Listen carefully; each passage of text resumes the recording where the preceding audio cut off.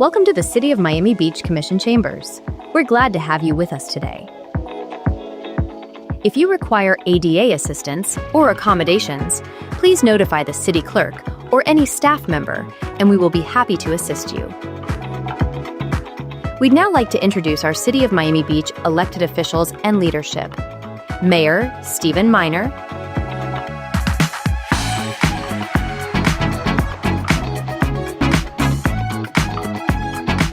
City Commissioners Kristen Rosen Gonzalez,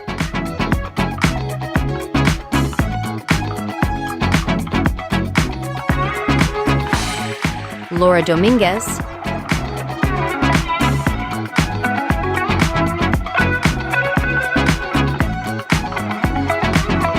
Alex J. Fernandez,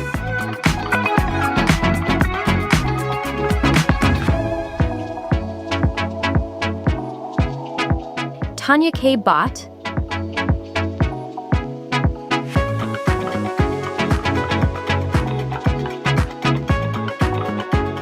David Suarez,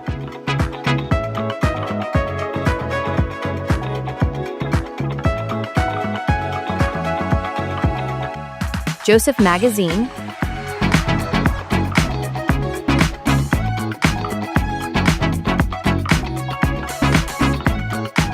City Manager Eric Carpenter,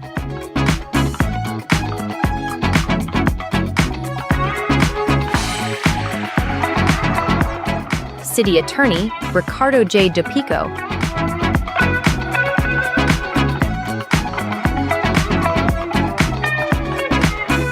City Clerk Rafael E. Granado.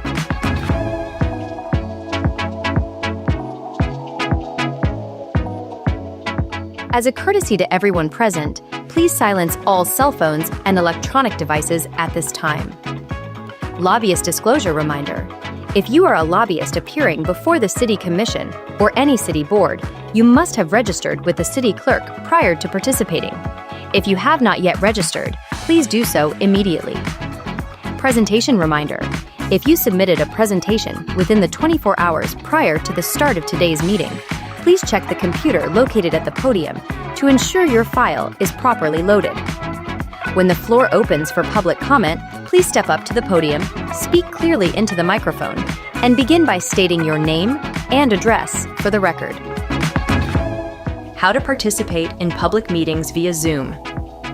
Once you have joined the Zoom meeting, go to the bottom panel and click on the raise hand icon to notify the meeting host that you would like to speak.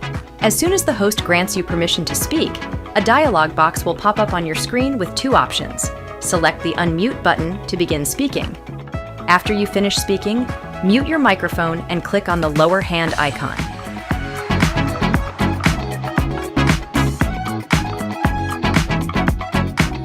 If you are joining Zoom via phone, tap the keypad icon and press *9 to notify the meeting host that you have raised your hand to speak. A voice operator will prompt you to unmute your microphone by pressing *6. Once unmuted, you may begin speaking.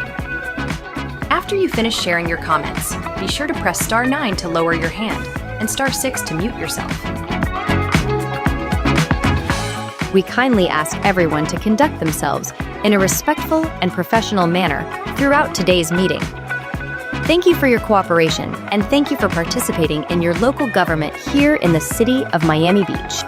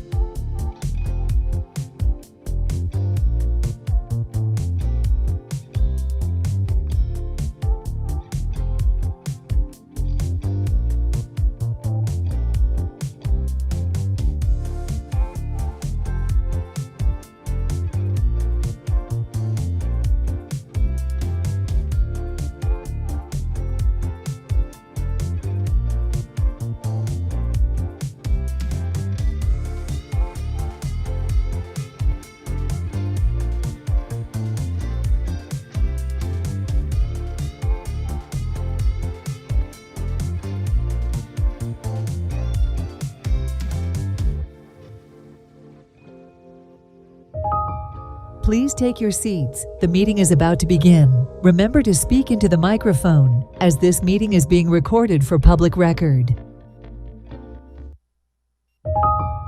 Please stand by. We are going on air in 5, 4, 3, 2, 1.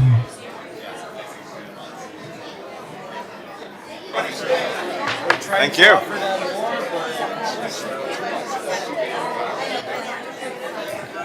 Wow. Welcome, everyone.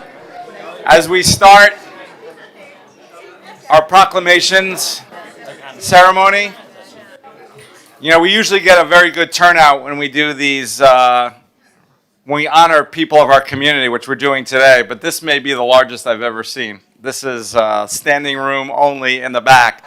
So thank you for being out here, and it's really an opportunity for us on the commission, our city government, to say thank you to you.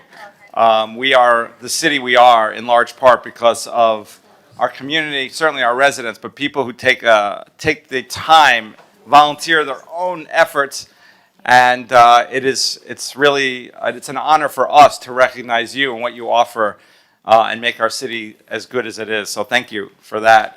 We'll get started. We have a lot of items. I'll say in advance, please don't hold it against me for somebody's got to be last, somebody's got to be first. I try to do it. Partly I try to spread it out amongst the commissioners so we all get the opportunity to hear our items. And partly I do get requests sometimes that people have flights, and so I try to do it the best I can. So please bear with us. I am going to ask, you know, we all have, we're all busy. We all do a lot of hard work, each of us up here, but we also have team members that work with us and really make our city smooth and try to make us look good up here as well. I don't often recognize that. Certainly my team, I'm very proud of, have been doing a great job. Today, I hate to single someone out because then I leave other people out, but I'm going to ask my Deputy Chief of Staff, Blake Govan, to lead us in the into the Pledge of Allegiance. He is a superstar, A+, and I would like to recognize him, and please lead us in the pledge. I pledge allegiance to the flag of the United States of America and to the republic for which it stands, one nation, under God, indivisible, with liberty and justice for all. So as I look up and I see the beautiful yellow and black uniform standing in the back, I'm going to start with our park rangers, and I'm proud to recognize our park rangers and celebrate 10 years of this program. This program is working so well that about a year or so ago, when we were understaffed and we had a lot of vacancies in the park ranger program, we as a commission said we got to fill those positions and do what we have to do to fill that, which we have done. We get so many compliments. Obviously, our police force is out there and visible, but I know I get a lot of compliments and saying, well, thank you to the park rangers. They're out there. They're helping. They're ambassadors for our city, keeping our city safe and orderly. And often do get requests from people, hey, can we get park rangers in the park here or these times? So thank you for that. As many know, our park rangers are highly trained professionals. They're not armed, but they handle everything from enforcing open container laws, curtailing drug activity, providing critical support during major events such as spring break. They really are a force multiplier for public safety. They've helped individuals with mental health crisis, finding missing persons, and responding to medical emergencies. I'm going to read a little bit from the proclamation that we have. And then, wow, it's going to be a lot of people up here for a picture, but we're going to come up here for a picture afterwards. The City of Miami Beach Park Rangers program was established in November 2015 with the primary goal of improving the visitor experience, enhancing the quality of life for our residents through dedicated park service. The Miami Beach Park Rangers receive specialized training from the Police Department's training unit including but not limited to de-escalation techniques, CPR, radio communications, ATV bike instruction, Florida Association of Code Enforcement, certification, homeless resource services and referrals, aerosol deterrent spray, creating a professional and adaptive service that serves as a model for other municipalities. Our park rangers serve as extra eyes and ears, providing critical assistance to police, fire department, parking department, code compliance, basically like utility extraordinaire in our city, providing and demonstrating versatility by providing aid in complex situations. So we wanted to recognize you, and the fact that you're all here, and the amounts, I'm trying to count exactly how many you are here, but it shows the significance of what you provide to our city and how meaningful this is to recognize you in this 10-year anniversary. So whereas Miami Beach recognizes the Parks and Recreation's Park Ranger program for its 10 years of dedicated service, professionalism, and invaluable contribution to the quality of life, safety, and of our parks and community, now therefore do we, as the Mayor and Commission of the City of Miami Beach, hereby proclaim they're saying November 14th, but that's the official date. But so hereby proclaim November 14th, 2025 as Park Ranger Program Day. Thank you.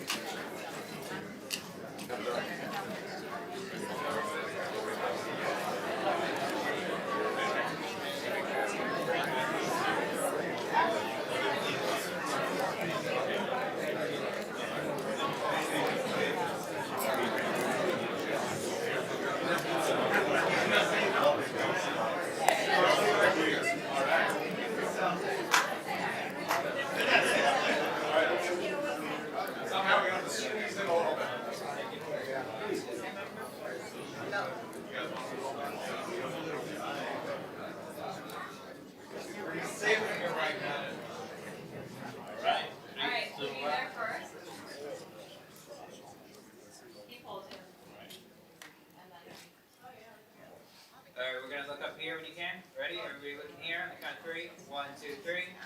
One more. Perfect. And one here. Congratulations. One more.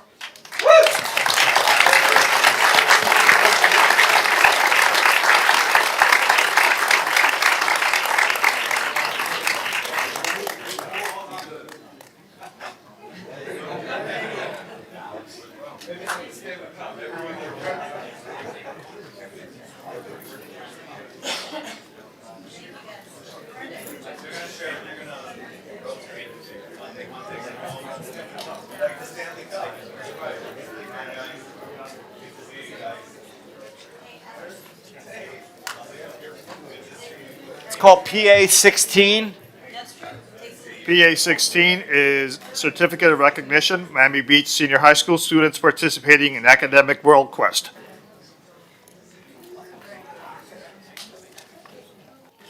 Yeah, Commissioner Dominguez. So Academic World Quest is a competition that happens and sponsored through the World Affairs Council of America. We have a local chapter here in Miami Beach, and it's a Miami Beach-based nonpartisan 501c3 nonprofit, and it serves as the public education and world affairs incubator. They have talks and all sorts of things. It's a wonderful organization. Academic World Quest is a trivia competition for high school students, and the past few years, Miami Beach High had not participated, and they did earlier this year, and they came in first place in the county. And it was led by Russ Rywell, their teacher. And 4 students got to go up to Washington, D.C. on a trip for them to compete on the national level. It was very exciting. So I would like to recognize Russell Rywell, London Bruni, one of the students, and Jonathan Toledo, and Vander Lee. And Russ, if you'd like to say a few words, and then we'll take a picture. And while you guys are getting set up there on the mic, Russ, if you'd like to say a few words. Yeah, at the podium. Yeah, I'd just like to thank the commissioner and our principal, Alfred Terosian, and Aaron Rosen over there from AWQ to getting us involved. We didn't have much time to prep this year, but we managed to come through. This coming year, we're coming back even harder and hoping to make it to Washington again. Defending champs. The students, would you like to say anything? Yeah, I'm sure we'll be able to get it a bit better in the national tournament and maybe go to Istanbul once we win this national tournament. Love it. Yeah, I just want to thank Aaron and the World Affairs Council for supporting us in Miami Beach Junior High, and I'm really glad for the opportunities, and I'm excited for this year. Amazing. Congratulations to all of you, and congratulations on coming in first place in the county. Now let's take a picture.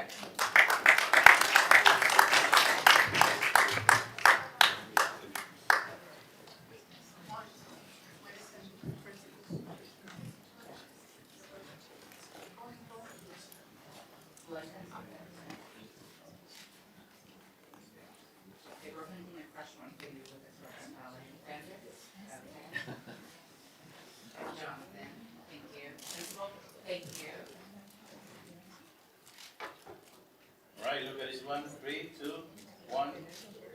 So, another one. 3, 2, 1. Thank you. Now it's going.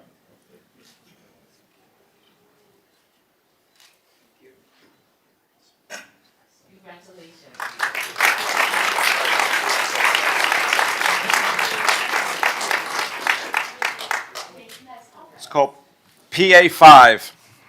PA5 is proclamation, Dr. Brooke Owens, requested by Commissioner Rosa Gonzalez. Dr. Brooke, are you here yet? I believe she's still working. Yeah, she's going to be here later, so we'll have to call it later. Got it. It's called, Why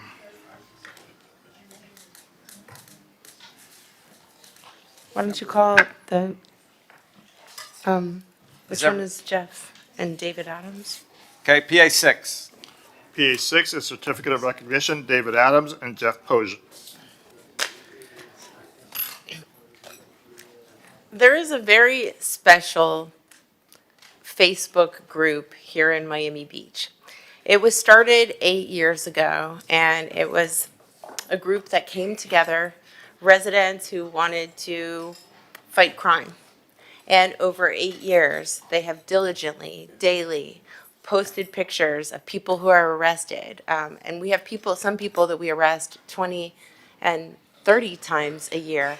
And so they really create a lot of awareness, and they've actually attended court hearings that have resulted in, prosecuting people and criminals who really are robbing tourists and residents alike. And their Facebook presence has really helped, the police department. I think it has made Miami Beach safer. And here is David Adams, and of course, we're also honoring Jeff Posey too, or Poge. But it's all volunteer-led. They are not being paid for the work that they do.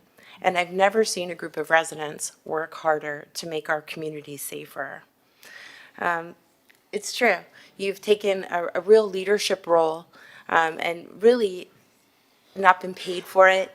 And the amount of work that you guys have put into it, and the amount of convictions that you've gotten, and people off the street, and the awareness that you've created, and you really have made South Beach, and I would say Miami Beach in general, a much safer place.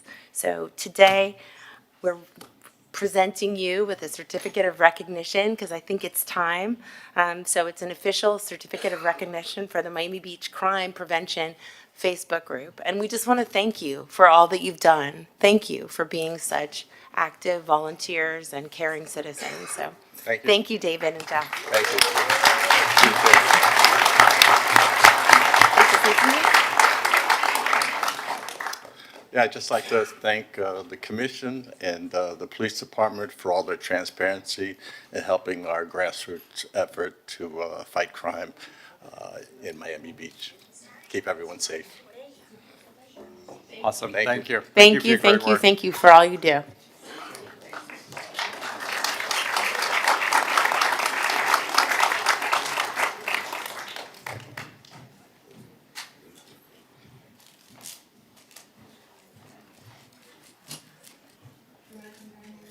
That's very nice. Thank you so much.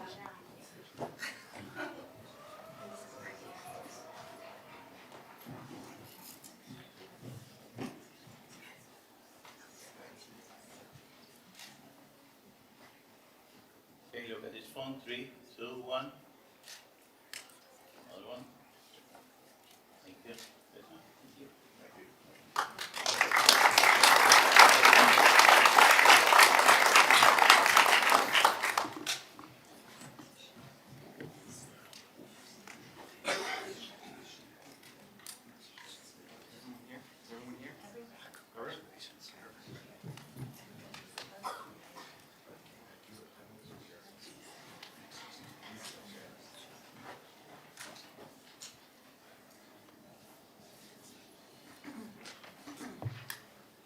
I'd like to do the PA4 next.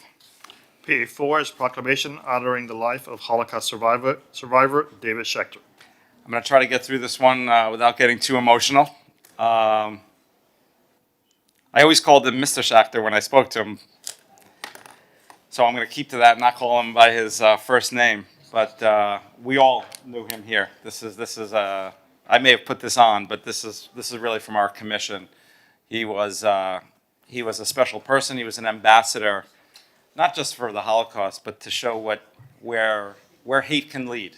And you just met him and talked to him, and you realized that words and propaganda in a hateful manner leads to what ultimately he had to live through and survive, but then created a beautiful family and a legacy here in Miami Beach through his family, but also through his words, through his mission. Even up until the end, in his mid-90s, he was present at literally every event that I went to, and I'm sure he was at many others, relating to the Holocaust. He was there, and he would speak, and he would inspire, and it's a major loss for us in Miami Beach, but a major loss for the world as well.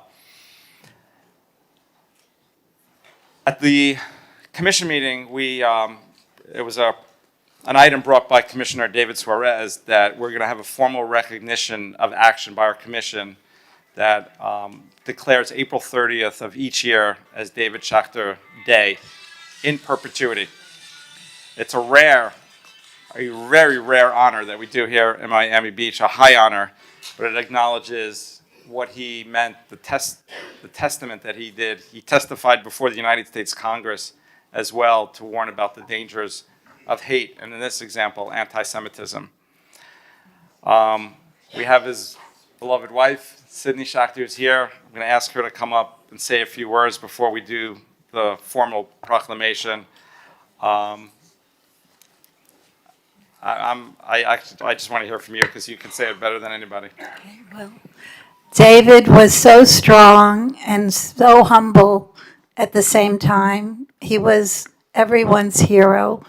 I was blessed to be by his side for the last 19 years. Before me, he was married for 53 years to another woman, a beautiful woman who was behind him when the Holocaust Memorial was built. And they had 2 children and 5 grandchildren, and now 5 great-grandchildren. He embraced my own children as if they were his. And his daughter-in-law, Amy Schechter, is here to represent her husband, Neil, David's son, and daughter, Lisa. I want to say that when David found out that we were building an education center attached to the Holocaust Memorial, he called Norman Brayman and Ezra Katz, and he said, "How come I'm not part of this? I have to be part of this." And so he is also going to be a founder of the New Education Center. Eventually, we'll have a Dimensions and Testimony. It's a living recording of him. It's opening first in Boston, but it'll be here maybe in a year. He touched every one of us. He touched so many lives. He touched his business partner, who is actually behind the Holocaust Museum that's opening in Boston. He called me today to say he wished he could be here, and David really left footprints on his heart, and that's why they're doing the museum. The last thing I want to say is deep, deep gratitude for being able to celebrate every April 30th, and I know it's also meaningful because it's his grandson's birthday, his Schachter grandson's birthday. So thank you, everybody, on behalf of him. He is so sorely missed. You can't imagine. And I just know his presence will be felt in all of us and in everything he's done. And the fact that the last 3 years of his life that we traveled and did so many things, and when everybody's slowing down, he kept going. April 30th, he testified in that hearing as a lived witness to anti-Semitism. So thank you for the opportunity and for this great honor. Thank you.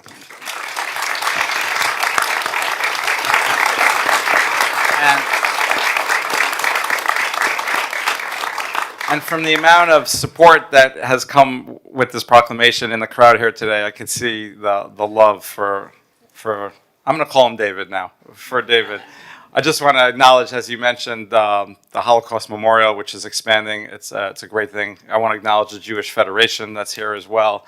There's a lot of work that goes into it. This is a pretty lengthy proclamation. I'm not going to read it all. I think some of it, but I just want to mention a couple of important items in here.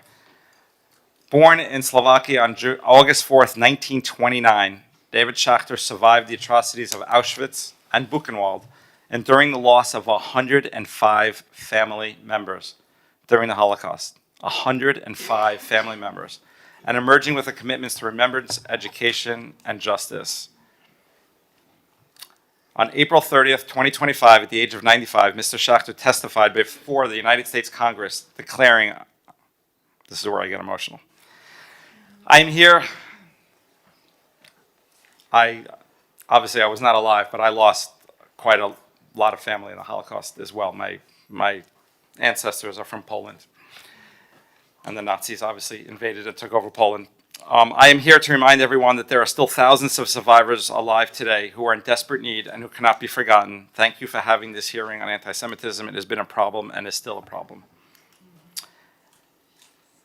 Mr. Schachter's testimony, lifelong advocacy, moral presence, and civic partnership left an indelible mark on Miami Beach, the state of Florida, the Jewish people, and the world. His voice helped define the mission of the memorial and legacy, and his legacy continues to shape the way our community remembers, educates, and acts, which is, obviously, it's a collective community remembrance, but obviously our Holocaust memorial that is very close to where we're sitting here right now testifies to that memorial. Now, therefore, do we, as the mayor and commission of the city of Miami Beach, hereby proclaim that April 30th of each year shall be observed as David Schachter Day.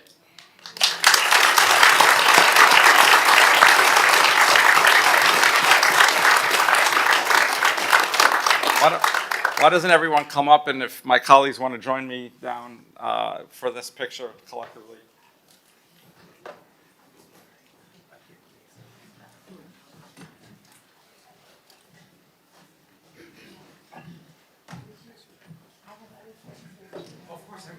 Everybody who's here for David, can they come? This is your show. Mary Lennox, who is board chair of Blue Light, with that Polish Devonta last year, she is here. My high school friends for years are here. Other people, we have a whole contingency. This is your proclamation. This is for you. Can we get in the middle for the picture?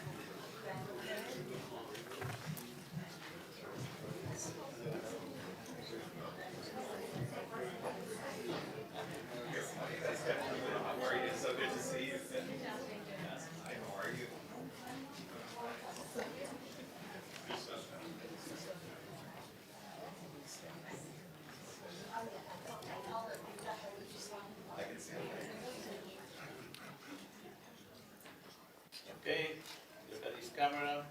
3, 2, 1, go. This side, 3, 2, 1. Thank you. And look at this.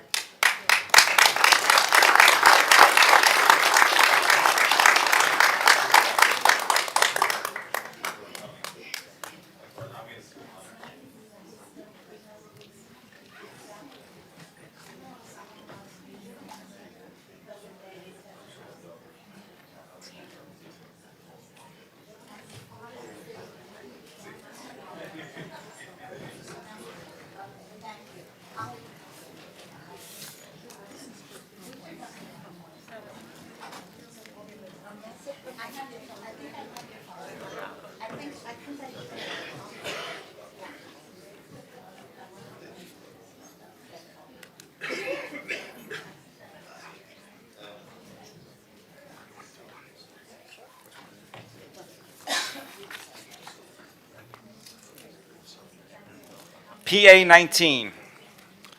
PA 19 is proclamation Feeding South Florida, requested by Commissioner Bott.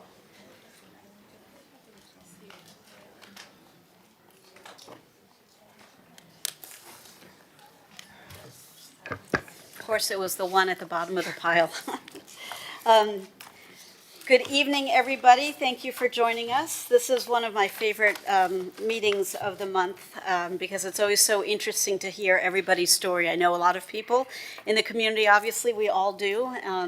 But it's so illuminating to meet the people and understand what motivates them that my colleagues recommend for nominations and for proclamations and awards. So it's a real treat for us to be here. This proclamation is for an organization that is not a big surprise. I'm sure everybody in this room has at least heard of them, if not interacted with them one way or another. But this is for Feeding South Florida, which since 1981 has worked to address hunger and food insecurity across South Florida. And where are the folks from Feeding South Florida? Up you come, Missy. You can't sit quietly in the crowd. The work you and your team do is really remarkable. Approximately, just in South Florida, approximately 1 million individuals face hunger, impacting children, seniors, veterans, working families. I mean, you name it, you least expect it, and somebody you know is being affected by it. Feeding South Florida is dedicated to alleviating this crisis by providing immediate access to nutritious food. So there's no delay in this whole process, advocating for systemic change and empowering individuals through education and innovative programs that promote long-term stability and well-being. And in Miami Beach alone, this organization, Feeding South Florida, provides essential services to combat hunger and food insecurity, including monthly food distributions in Mid-Beach, where they serve over 50 families each month. And if we all donate, we could serve more. So it's an unsolicited plug, I'm just saying. FeedingSouthFlorida.com, is that the way to go? .org, okay. So obviously these efforts are vital to the community and to our neighbors, and often people you don't even know are wrestling with these problems and trying to hold it together. So we really value the work that you do. We value the support and the compassion and the incredible service that Feeding South Florida provides to our residents and our community. Your commitment to ending hunger and uplifting lives strengthen the fabric of our community, and we are proud to recognize Feeding South Florida and honor your commitment towards a hunger-free future. And we were supposed to have done this in September, so it's a little weird, but we didn't have an awards meeting in September, so just for a second, we're going to time travel together, and we're going to proclaim the month of September as Hunger Action Month. And just as a point of personal privilege, if I might, I would like to brag as a proud mom. My older daughter was just accepted into an NYU graduate program to study these very issues, so I had to brag on Anna a little bit. So you are not alone in the fight. There are people in the next and upcoming generations who are there to carry the torch with you. So if my colleagues would like to join us for this incredible proclamation, would you like to say a few words? Yeah, just real quick. Again, very honored to be here. We've been working with the city of Miami Beach for a while. The need is growing. As you said, the situation is changing. We're finding that people are really struggling at a different level lately in the last 6 to 8 months, and the need is growing. So any and all help, support is greatly appreciated. The goal is obviously to feed people. That's an immediate need, but to grow them into, get them from food insecure to food security through workforce training and different programs that we can advocate for them. But hunger doesn't discriminate. And that's happening. We're seeing that very visibly right now, as we did in COVID. So we appreciate the support. The distribution is one of my favorite things my volunteers do. They love to come to the city of Miami Beach, 4000 Chase Avenue, every third Thursday of the morning to come and volunteer. And we're excited to be part of that, and we thank you for the honor of declaring September Hunger Action Month. One way or the other, every month is Hunger Action Month. Actually, and hunger yes, doesn't go every away. month is Hunger Action Month. So Ruth, thank you for those remarks. And again, it's feedingsouthflorida.org, just as a reminder.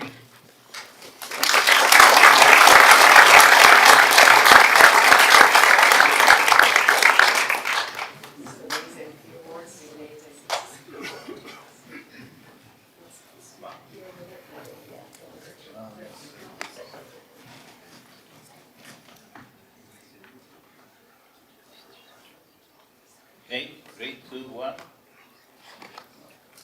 3, 2, 1. Thank you.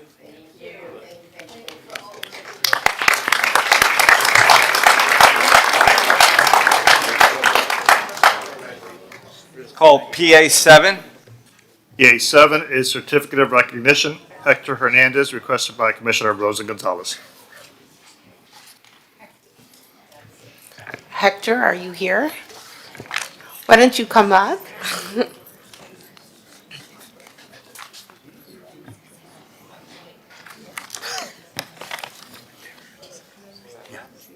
Magnolia, if you would like to come up too.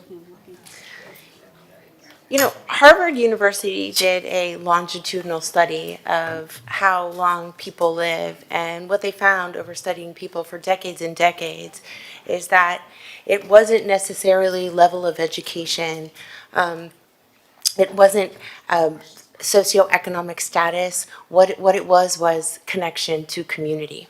We have very special, you can come over here, Hector, senior center here in Miami Beach.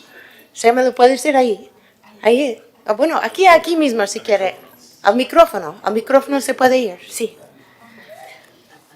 I'm gonna have to do this in English and Spanish. Okay. We have a very special. I am nervous. Okay, it's okay. We have a very special senior center in Miami Beach, and it's called Rebecca Towers. Tenemos un centro de las personas mayores muy especial enfrente del agua aquí en la ciudad de Miami Beach que se llama Rebecca Towers. And Hector volunteers every day in the senior lunchroom at Rebecca Towers.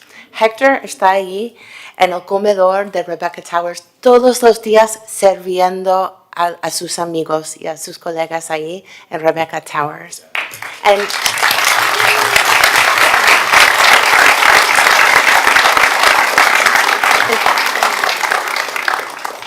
Hector has done this for years, selflessly. Lo has hecho por años, o sea que hace una década que lo veo ahí en el comedor. Y siempre tiene una sonrisa, and he's always smiling. So we just wanted to recognize all your hard work. Lo que queríamos hacer hoy era reconocer todo su trabajo durante tantos años ahí en Rebecca Towers. Gracias, que Dios lo bendiga, Hector.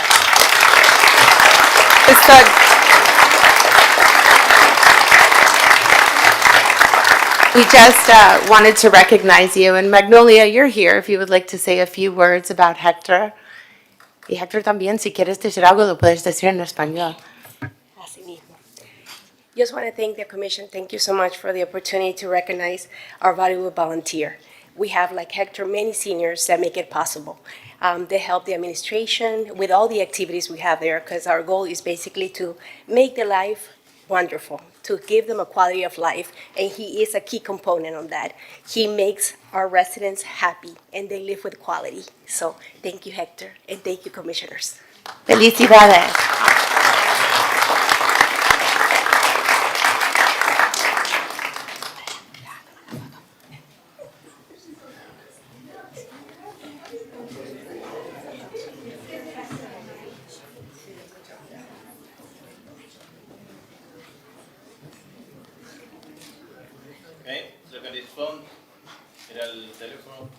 2, 1.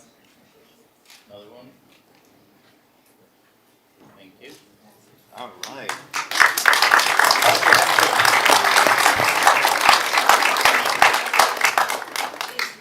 Y siempre con una sonrisa. It's called PA 18. PA 18 is check presentation from CERT program highlighting city savings. Well, before it was the park rangers standing in the back. Now we have the CERT team with their green and yellow vests. So thank you. I'm sure, some people may not recognize the acronym, but when they see your faces and you see your vest, people will recognize because you are everywhere. Our community emergency response team, the CERT team. I want to welcome the entire team. Irene Valinas, our CERT program manager, and everyone who's here.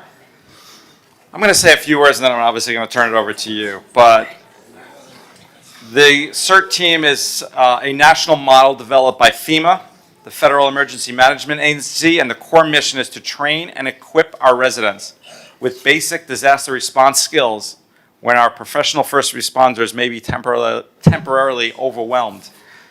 And beyond, you know what, I'm going to turn it over to you instead of keep... I'm like, you're taking part of my speech here. Okay. All right, so good evening, Mayor, Commissioners, Mr. Manager, and the City of Miami Beach guests. Thank you for recognizing your community emergency response team and the important support they provide for our city. Now, before I proceed, I would like to ask those of you here who have received the CERT basic training to please stand up and or join me at the podium.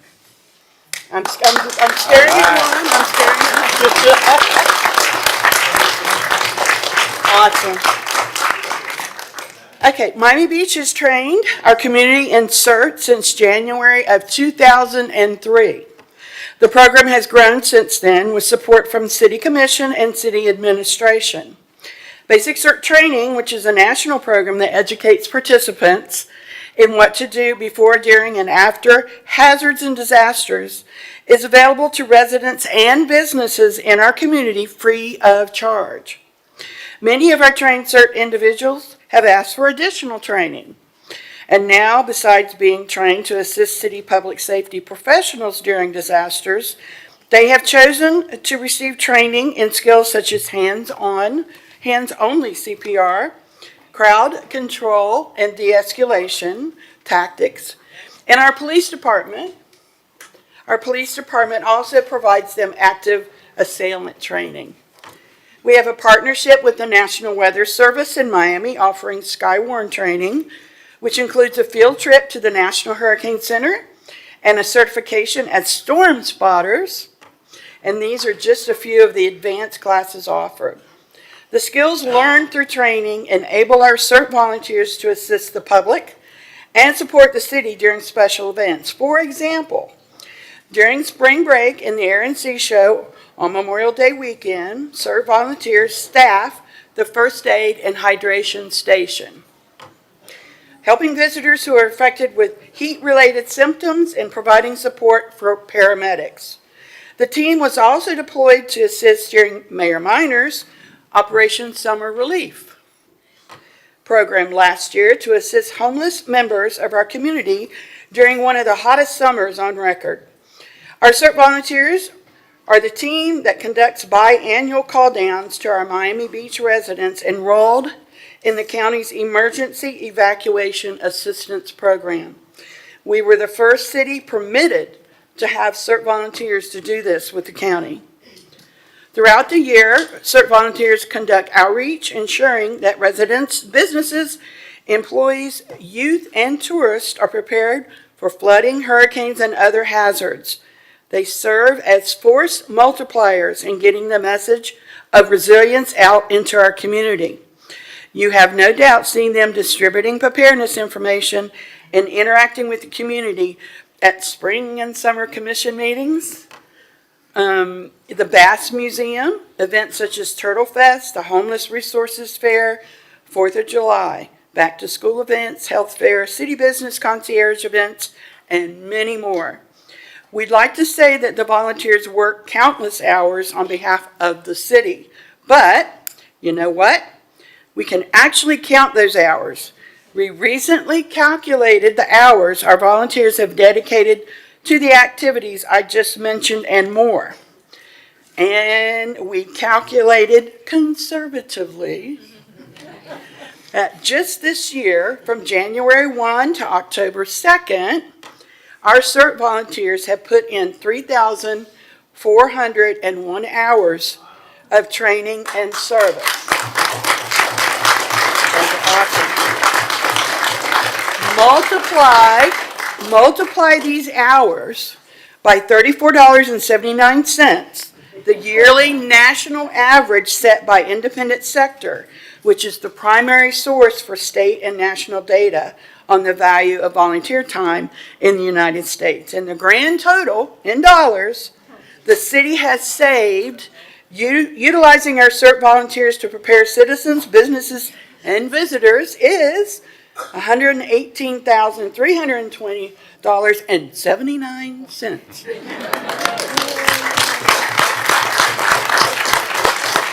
That is, now this is for less than 1 year's worth of volunteer work. Remember, it's only gone to October 2nd.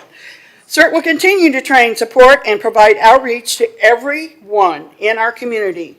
We look forward to adding events and training, as well as new CERT trained volunteers. Thank you.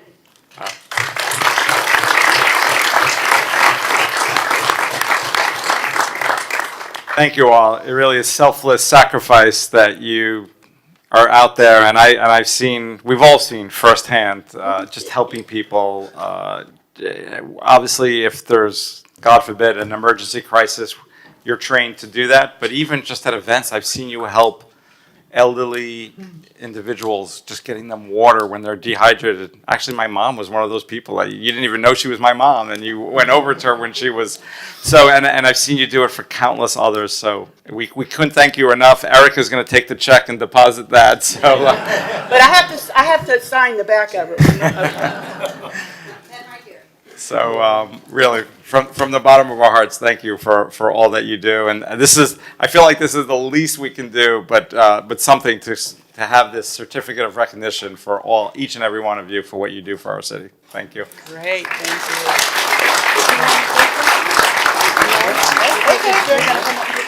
you. All right, come on, guys. Up front, up front, up front. I don't want to take the spotlight. Aww.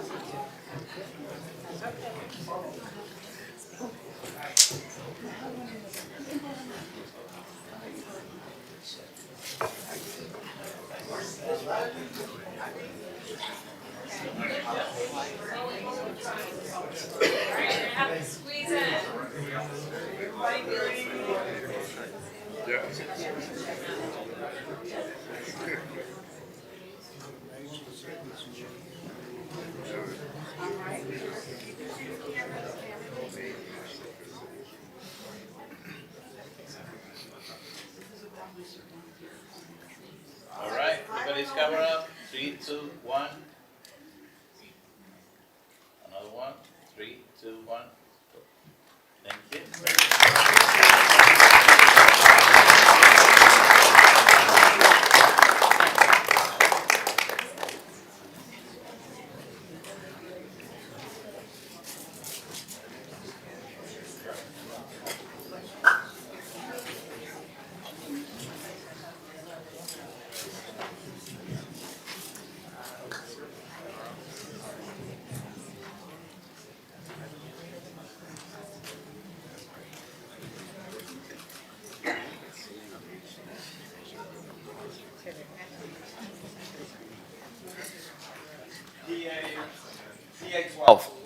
TA-12 is Certificate of Recognition, Clean Miami Beach Volunteers, requested by Commissioner Dominguez.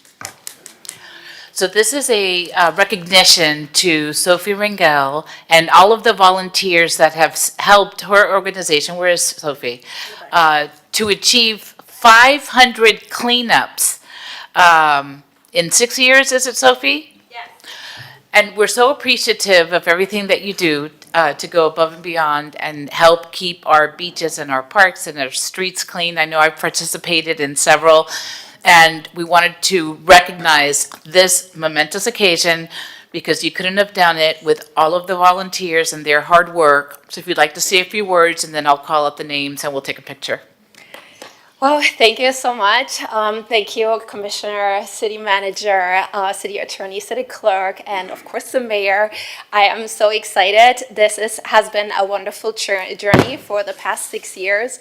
Who would have thought that I'm moving from Germany to Miami Beach to pick up trash and educate about plastic pollution?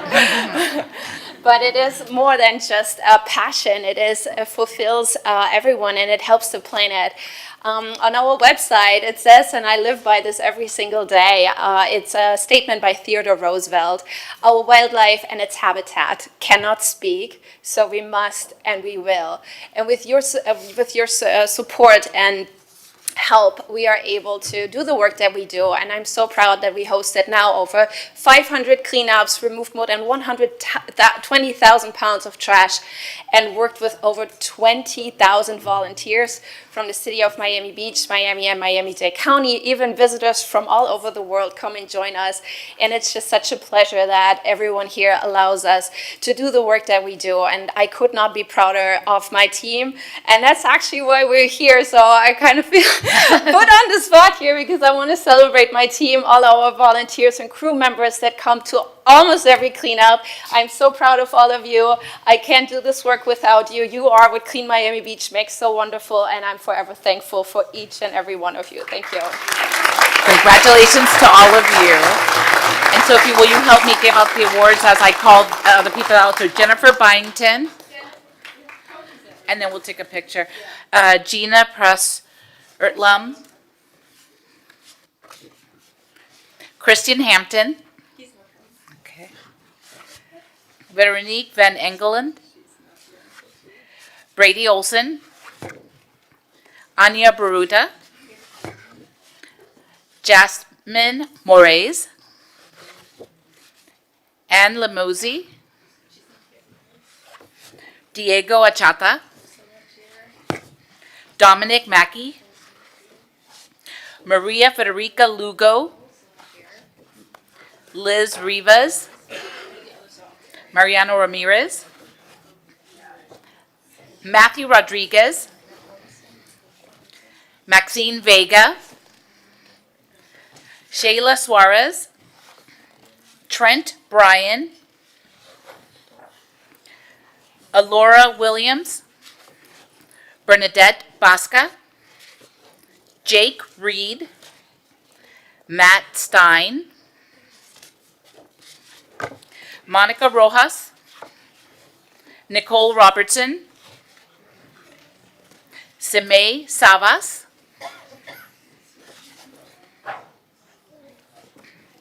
Susan Askew. Okay. Richard Alvarez. Heather Laster. Cesar Camacho. Andres Cordoba.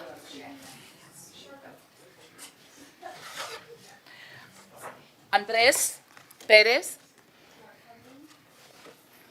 Valentina Alvarez. Amanda Reese. And Sophie, you get one too. Thank you, everybody.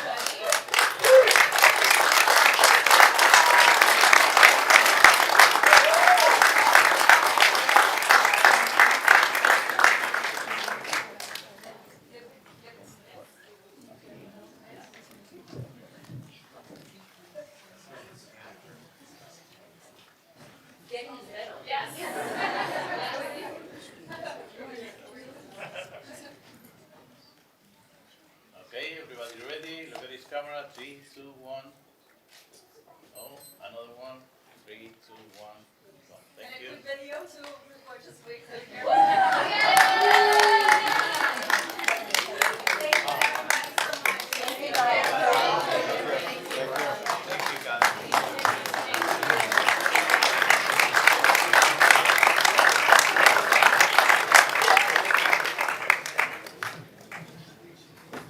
PA 5.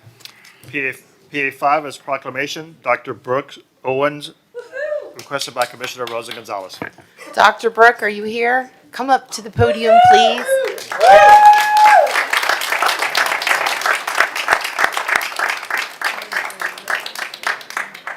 Today we are here to honor a local hero, Dr. Brooke Owens. She is a veterinarian who has a clinic on 41st Street, which we love, Royal Vet. And the other night, Dr. Brooke was eating at Call Me Gabby when a man had an episode at a table and fell to the ground. And Dr. Owens jumped up from her table and was able to give him a life-saving thump that revived him. And he is alive and well today because of her work. So thank you.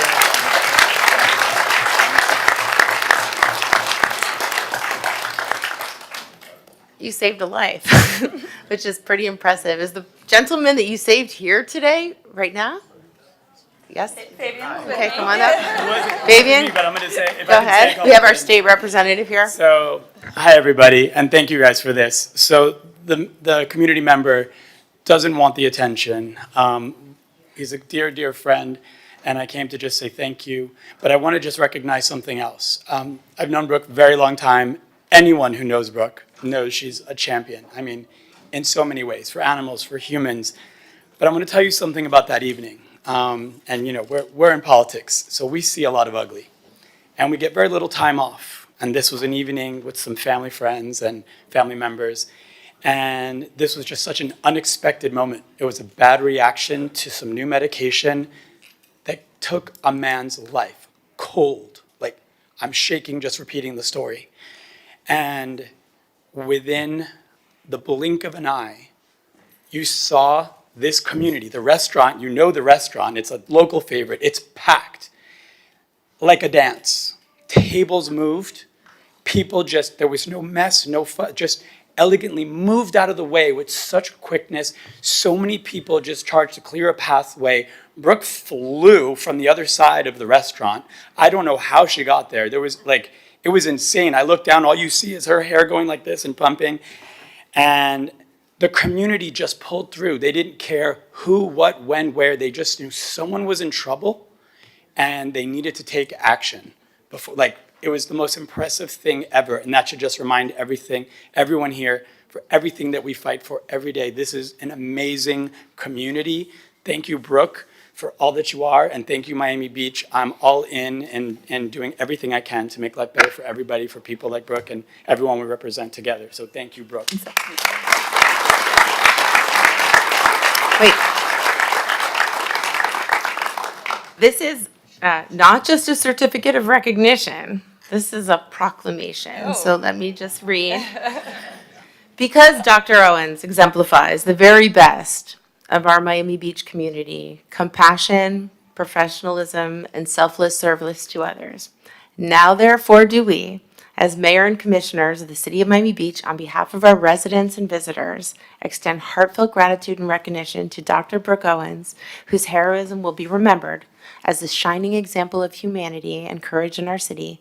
And do we hereby proclaim October 22nd, 2025 as Dr. Brooke Owens Day. Thank you.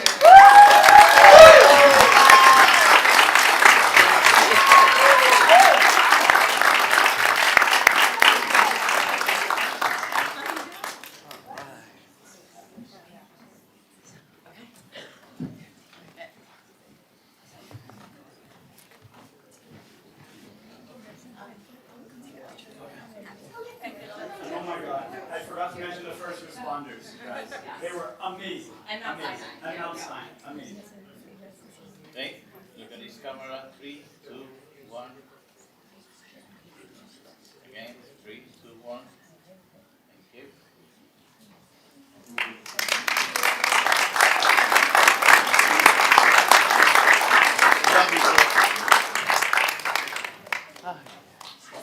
you. PA1. PA1, proclamation presented to South Beach Jazz Festival, requested by the mayor. Come on up, David and Laurie. So, I know many are familiar with the great work of the South Beach Jazz Festival. The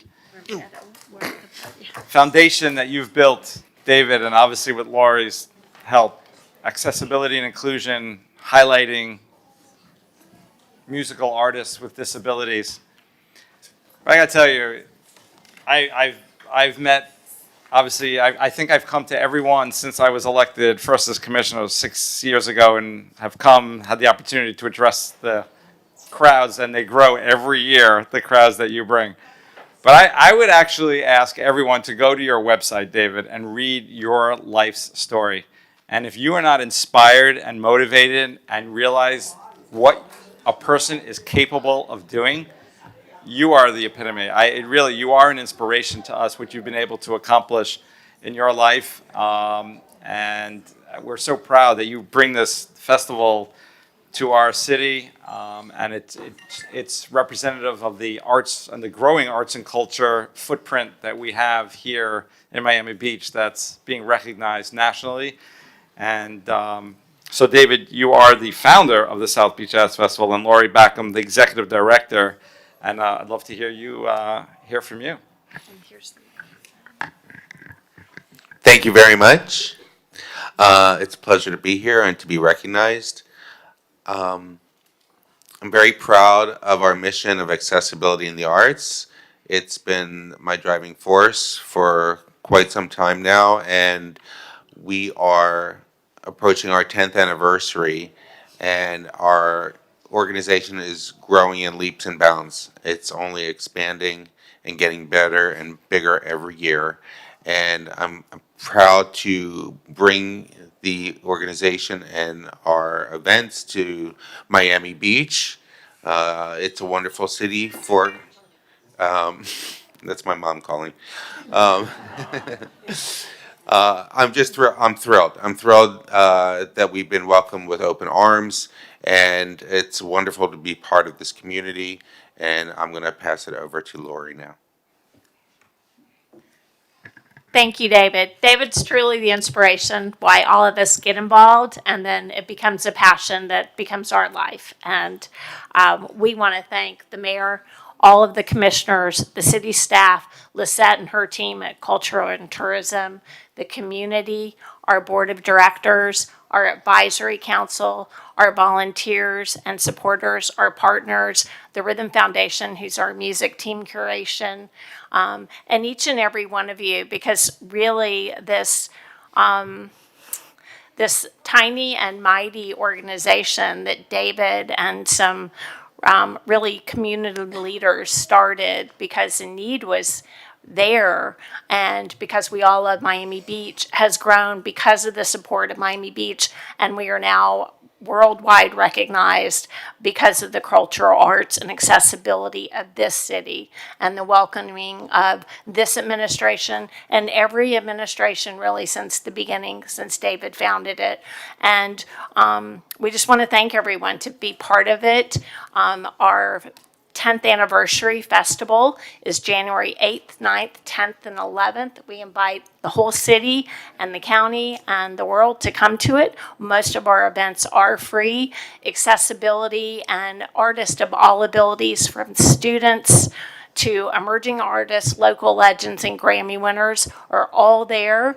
And we have a big concert that is a headliner concert with Spanish Harlem Orchestra this year. And that's a ticketed event, but we have Miami Beach discounts for everybody. And like I said, most of it is free.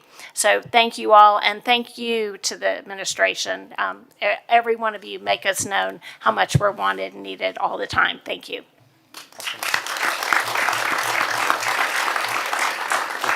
And David, you mentioned your mom called, and I love speaking to her every time she comes to the festivals. I was hoping she would be here tonight, but we'll see her in January.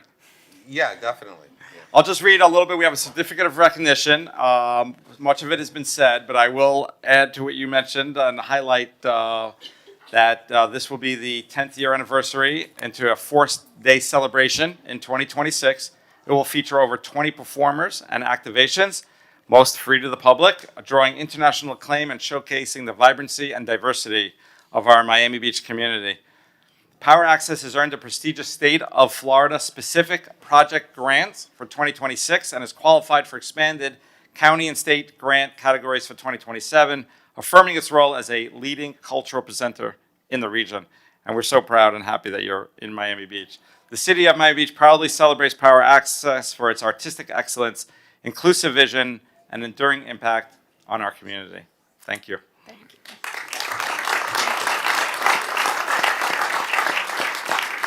We do have board members, advisory council members, volunteers, and supporters here. So all of you come up. We want each and every one of you in the photo. We love you. Okay. Okay. Yeah. There we go. Thank you. Okay. We're gonna.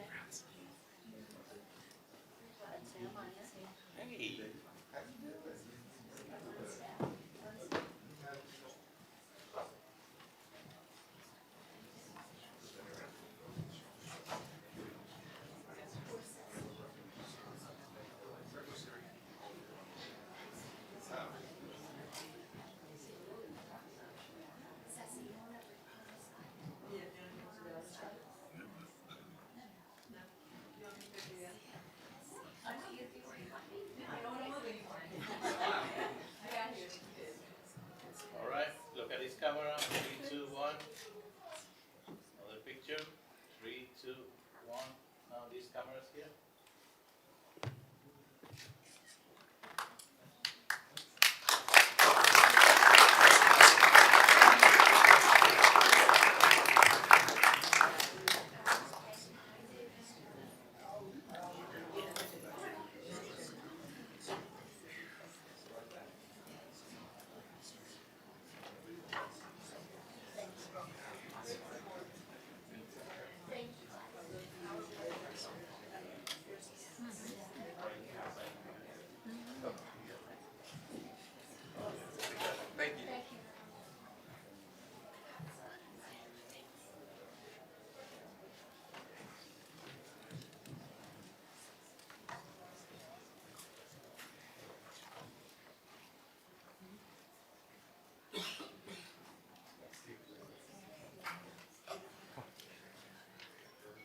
Yep, you want to call it your item? PA 9. PA 9 is proclamation Jamie Cabrera Gonzalez, requested by Commissioner Fernandez. Thank you, Mr. Mayor. And if Jaime is here, Jaime, if you could come to the front. So a while back, I received an email. Actually, I was connected to Claudia Rosenow through Ray Breslin. Claudia is a coordinator of the creative writing workshop at Club Literario at the Miami Beach Regional Library. And we believed it was so opportune, so proper during Hispanic Heritage Month to recognize Jaime. Jaime is a Colombian writer. He's published several books, and he has a vast experience as a literature professor in different universities and colleges in Colombia and in Israel before moving to Miami Beach more than 30 years ago. His career as a writer has been very successful. He has received numerous literary awards in the United States and in Latin America. Also, he had been a special guest to the most important book fairs in the world. And by the way, this year, he is presenting his new book, Como si nada pasará, at the Miami Book Fair in November. Even though all of these are very impressive accomplishments, the most important one is the fact that for the last 10 years, Jaime has devoted himself free of charge to leading this class at the Miami Beach Library, a class that encourages and inspires people to write. He has created a space for everyone, whether they have experience or not, and they welcome everyone to learn to write, to learn about literature, and to celebrate Hispanic culture right here in our community. Jaime, thank you so much for bringing such honor to Miami Beach, for sharing your talents with others, for keeping our Hispanic culture alive, for keeping Spanish literature alive, and for allowing our community to benefit from your talents, from your knowledge. Thank you so much for your work, and it's our honor today to recognize October 22nd, 2025 as Jaime Cabrera Gonzalez Day in the city of Miami.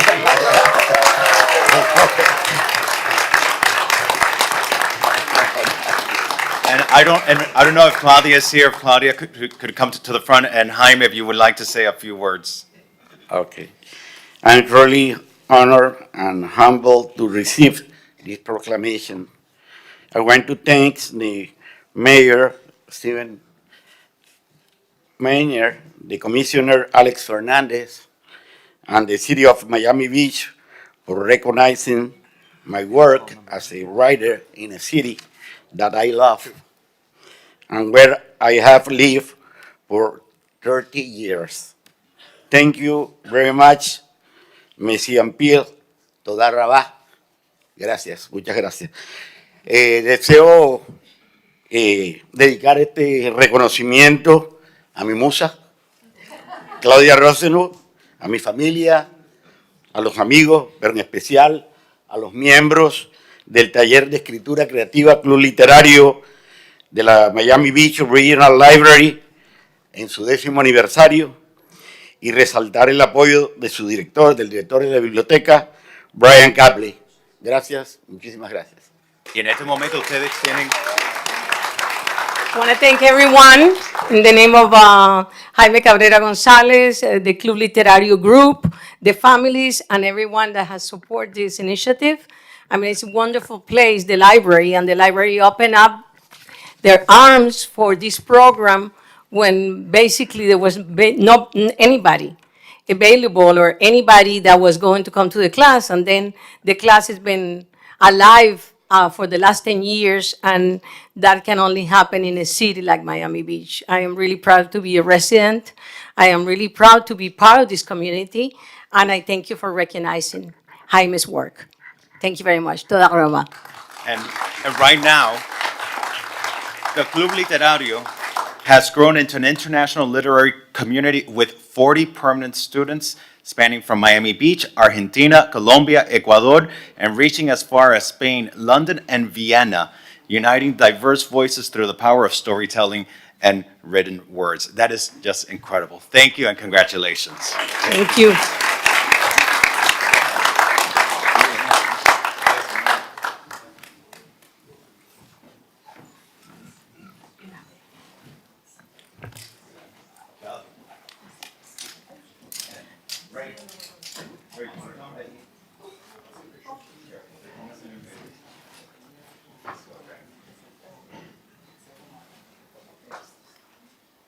All right, look at this camera. 3, 2, 1. Another picture. 3, 2, 1. Okay. Next. I met Jaime when he lived at the man's house 28 years ago. Ready? 1, 2, 3.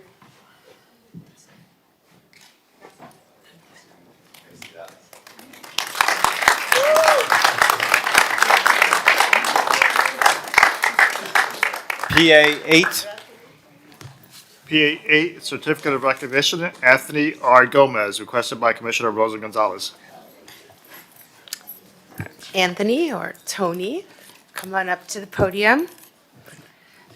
So it is Hispanic Heritage Month this month, and we are here to recognize a Miami Beach resident who's lived here for many years. Both of his daughters, who are now medical doctors, were born at Mount Sinai, but that's not why we're here to recognize Anthony.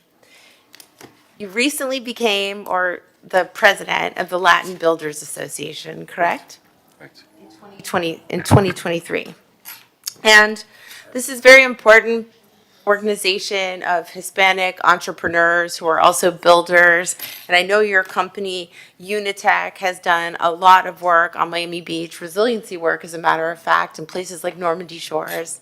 We need more bidders, so you need to come back and work on the beach. I know it's not easy, but we'd probably like you to bid on a contract.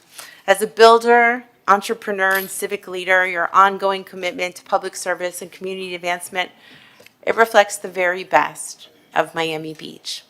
And that is why today we are presenting you with a certificate of recognition on your presidency of the Latin Builders organization, and we are so proud of you, our Miami Beach resident. So thank you. Thank you. Thank you, Mayor. Thank you, Commissioners. Thank you, City Clerk, City Attorney, City Manager. Thank you very much. I want to thank also State Representative Fabian Basada. He's been a supporter of mine since becoming presidency. He's helped the Hispanic community so much. Not only being a vendor for the city of Miami Beach, I can tell you that I came from immigrants that worked in the Fontainebleau in the Eden Rock 57 years ago washing his dishes. So just coming from that heritage and having today, able to have my two daughters are doctors today, I mean, it's such overwhelming to me, and thank you for the honor, for being honored in my city birthplace. Thank you very much.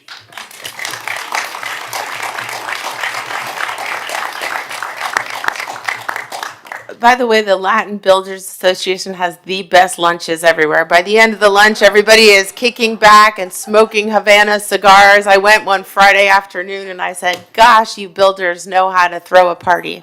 So, thank you. Thank you very much. Kristen, can I just say one thing? So, congratulations. So, thank you, Commission, for recognizing my friend here. I just want to tell you a little bit more about what they do. First time I met him and he told me he was with the Builders Association, I said, I represent Miami Beach. We don't take the builders title lightly. And then he introduced me to what they actually do and who they represent. And it's not just builders. It's the tradespeople. It's engineers, architects, plumbers, the laborers, the workforce, the backbone of our cities. And he told me how important it was to that organization to lay the integrity, the standards, and the infrastructure for them to come in and restore. The resiliency is a major priority for them. Restoring what we've got, they've got a lot of attention and a lot of great ideas for Miami Beach. So I welcome the partnership and thank you for recognizing them. I'll be knocking on your door soon, by the way. Would your daughters like to join you up here for a photo? And maybe can you-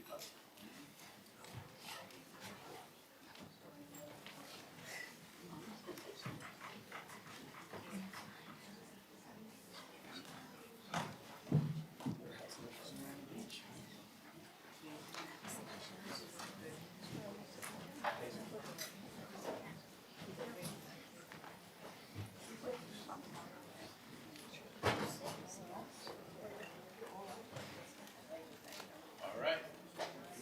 This camera, 3, 2, 1. Another picture, 3, 2, 1. Right. Amen.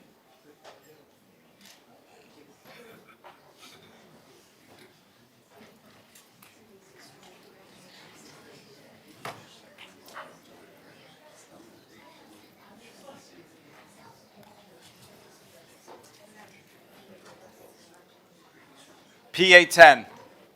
PA10, certificate of recognition, aerial recovery, requested by the mayor. Brittany and Jeremy, why don't you come up here? Hey.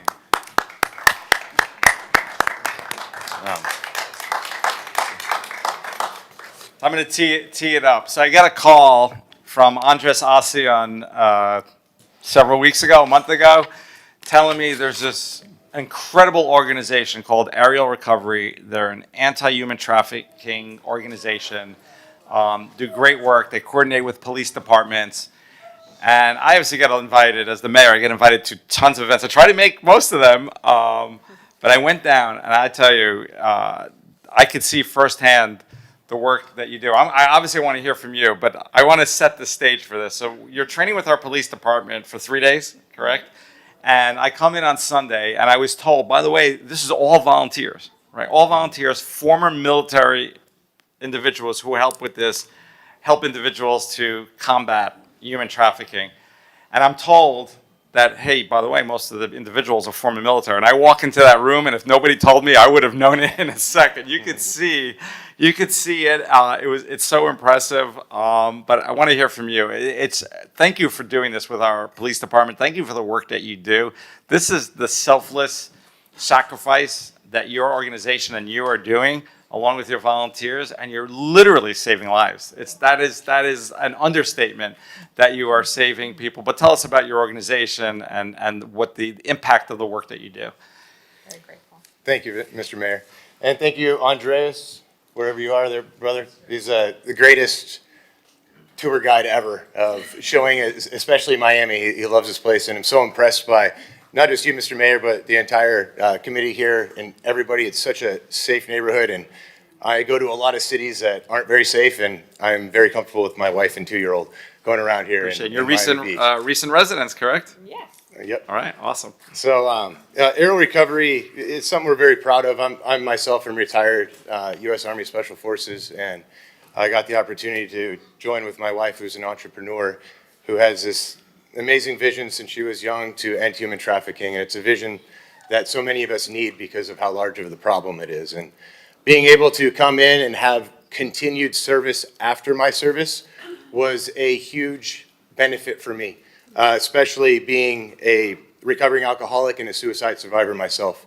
So aerial recovery is more than just rescuing those from the clutches of human trafficking and those after natural and man-made disasters, but it's also an organization that focuses on our veterans and first responder community that suffer from a lack of purpose, alcoholism, dependency, depression, anxiety, all these things that take out a military veteran once every 84 minutes, which is just something that needs to stop. So through the genius mind of my wife and an amazing amount of supporters that we have at Aerial Recovery, we've been able to develop a program where we rehabilitate these veterans and first responders, and then we redeploy them out to continue to use their God's-given talents to go out and help those most in need.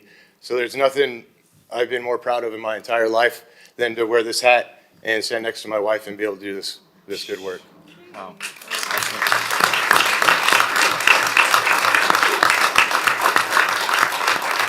We're very incredibly proud to be here, and thank you. It's just such a amazing city with incredible leadership that is willing to try things and make this world a better place. And that's all we've done, is we've repurposed veterans and first responders to save lives and stop evil.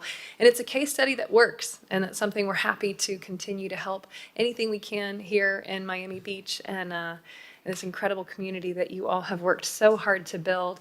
Is the things that are working, because in less than 3 years, we've rescued over 8,400 people from human trafficking and deadly disasters, with many people, thank you, with a people group that dared to believe the world was better off without them in it. And so we're excited to continue to show them that the world is better off with them in it, and they have incredible skills that the world still needs. So thank you again. We really appreciate this. So we have a certificate of recognition presented to Aerial Recovery. Really, we could say to Brittany and Jeremy, but the City of Miami Beach proudly recognizes Aerial Recovery for its impactful leadership in protecting vulnerable communities and advancing the fight against human trafficking through specialized training, intelligence support, and operational assistance. From September 21 to 2025, Aerial Recovery led an anti-human trafficking training at the Miami Beach Police Department Community Room, equipping members of the MBPD Human Trafficking Division with advanced tools and strategies to identify, disrupt, and dismantle trafficking networks. Your veteran-led team brings vital experience and compassion to this work, and your partnership with law enforcement agencies enhances our city's ability to respond with precision, care, and resolve. With deep appreciation, we recognize your service and lasting impacts of your efforts. Thank you. Thank you.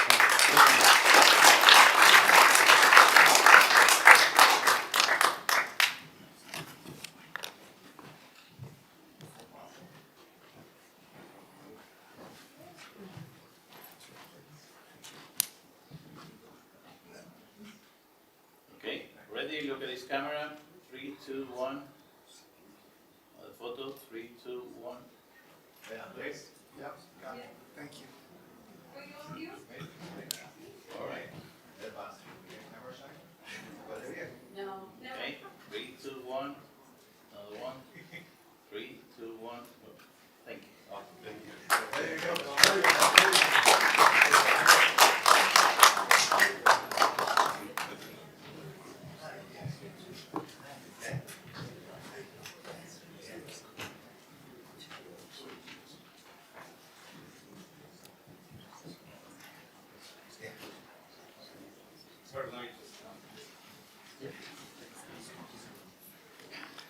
So we are very fortunate to have an incredible community. As I mentioned at the beginning, we have 27 awards tonight. I unfortunately, it's a busy time of year, and I double booked a bit.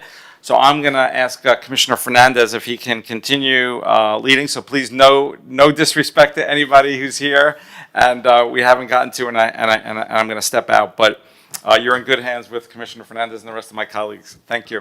Thank you, Mr. Mayor. Commissioner Bond, let's call item PA20. PA 20 is Proclamation Childhood Cancer Awareness Month, requested by Commissioner Bott. PA 20. Thank you. Sylvia, where's Sylvia? Hi. Do you want to come up? Do you want to have your whole crew come up with you, please?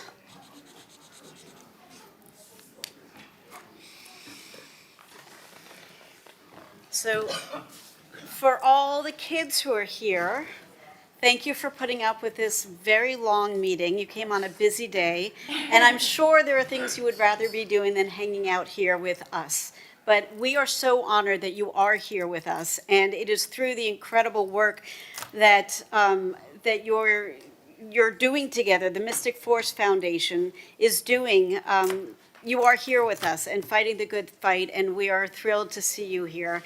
In your resplendent Cure Childhood Cancer T-shirts and stickers. So, thank you. I want to let everybody know, again, this is a little bit of a weird thing because it was supposed to be in September. We didn't have the meeting. So, again, we're going to time travel for a quick moment. But September, as some people may know, has been designated as National Childhood Cancer Awareness Month. And nobody wants to think about this because you can't think of anything worse that could happen than a child getting sick with this kind of really devastating disease. It is a time to honor the kids whose lives have been tragically lost and uplift those who continue to fight with extraordinary courage and renew our collective commitment to finding a cure for this devastating illness. It doesn't just affect the kids, obviously, it affects everybody around them. It's a whole ecosystem. Cancer remains, and this is maybe surprising, but it remains the leading cause of death by disease among children in the United States between infancy all the way up to age 15. And it robs families and communities and friends of precious moments and obviously futures for the kids themselves that are filled with promise. For the last 17 years, the Mystic Force Foundation has served as a vital lifeline for families navigating this unimaginable kind of challenge of pediatric cancer. Through a wide range of meaningful programs, events, and both financial and emotional support, the foundation brings comfort and hope to countless kids and their families.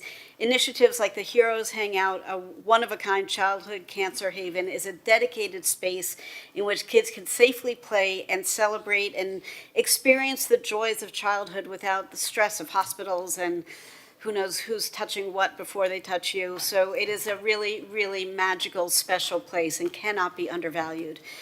We recognize at the City of Miami Beach the profound toll this disease takes on our families and neighbors, and we affirm the importance of investing in research, resources, and compassionate care. Cannot state that enough. We recognize and reaffirm the importance of investing in research, resources, and compassionate care to ease the burden and advance the search for cures. In this spirit, the city is especially proud to honor the Mystic Force Foundation, and we'll hear about that in a moment a little bit more, for its unwavering dedication and the vital support it provides to kids and their families affected by this disease. We join them in their mission to raise awareness, foster hope, and restore joy in the lives of those facing this unimaginable challenge. So I am going to turn it over to you in a second, but before I do that, I do want to say that we, as the Mayor and Commission of the City of Miami Beach, hereby proclaim September and into October Childhood Cancer Awareness Month, and together we are going to make strides to bring an end to this horrible set of diseases. So with that, I will turn it over, Madame, to you. Thank you for Thank you, Commissioner. Thank you all for your support of our children battling cancer year after year.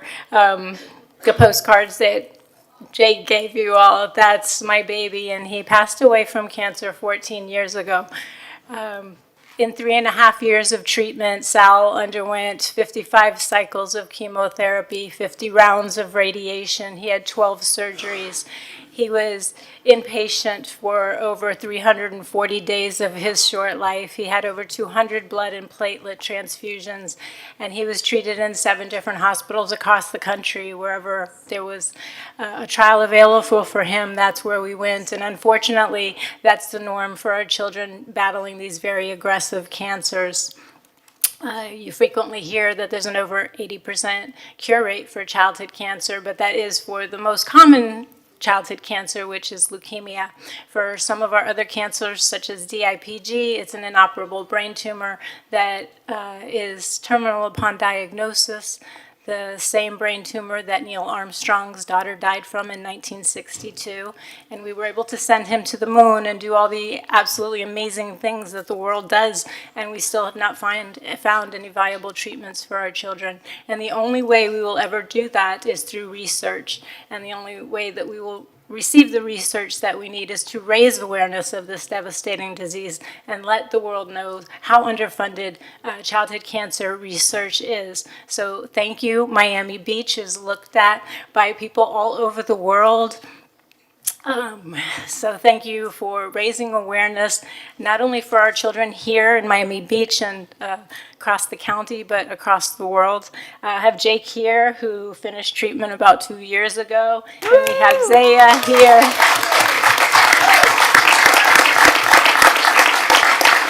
Zaya actually lives in Miami Beach. Did you want to say something real quick? Sure. Yeah.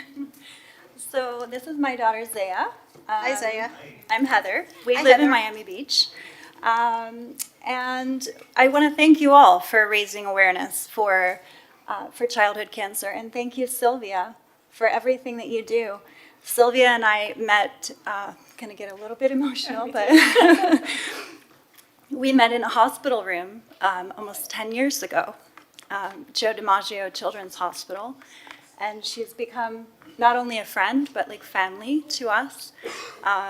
Zaya was diagnosed with stage 4 neuroblastoma when she was 3 months. And she's a survivor. She's here. Amazing. So thank you. This is extremely important, not only for Zaya, but for the amazing children that fight every single day.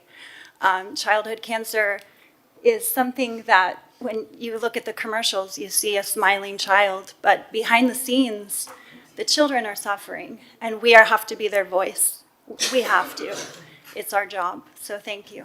Thank you, Commissioner Bob, for bringing this presentation. And I think we can all take a picture because this brings so much hope for us. I will just say it is amazing because I had a friend from college whose daughter was diagnosed with a neuroblastoma 25 years ago, and her 3rd birthday party was her last birthday party. So Zaya, I'm so deeply excited to meet you and see you kicking cancer's ass.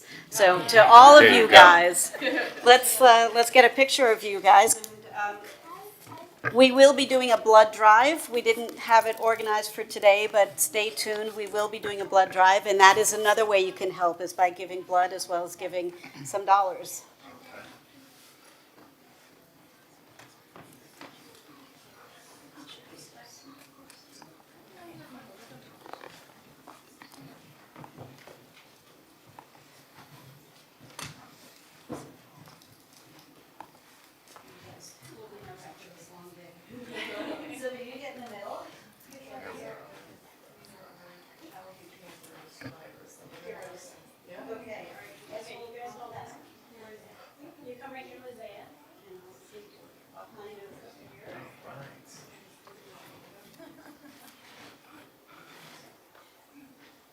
Okay, ready? Got his camera, 3, 2, 1.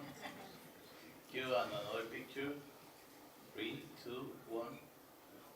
Thank you.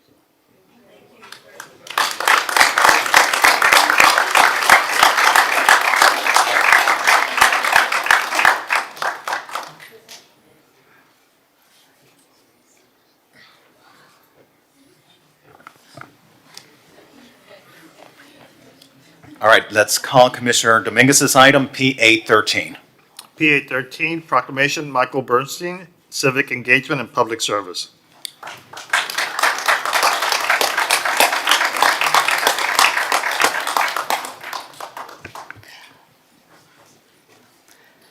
So as Michael walks up, I'll read a little bit about him. So Michael Bernstein has called Miami Beach home since 1992, and he's been enriching our community with his unwavering dedication to civic engagement and public service. He is a distinguished alumnus of Miami Country Day, class of '83, and attributes his lifelong commitment to service to the inspiring examples set by his parents, Ike and Barbara Bernstein, who instilled in their children the values of compassion, leadership, and generosity. He currently serves as Senior Vice President and producer for Lockton Companies, where he continues to champion the principle of offering a hand up, not a handout, to those in need, embodying the spirit of community upliftment. Michael's extensive civic involvement includes serving as vice chair of the board of directors of Goodwill Industries of South Florida, where he has also contributes as a member of the executive and audit committees and chair of the business enterprise committee in Miami Beach. He is a Tocqueville Society member of the United Way and Miami-Dade County, a member of the President's Community Leadership Council at Brary University, and a supporter of Big Brothers Big Sisters. He's demonstrated exceptional leadership in neighborhood advocacy, which is where I met Michael over 10 years ago, serving as president of the Nautilus Area Homeowners Association from 2013 to 2025, as founder and president of the Middle North Bay Road Homeowners Association from 2004 to 2012. His contributions to the city of Miami Beach include serving as vice chair of the mayor's Blue Ribbon 41st Street Committee and as a past member of both the Affordable Housing Advisory Committee and the Parks and Recreations Committee. We want to recognize you. Today is Michael Bernstein Day in the city of Miami Beach. Thank you for everything you do.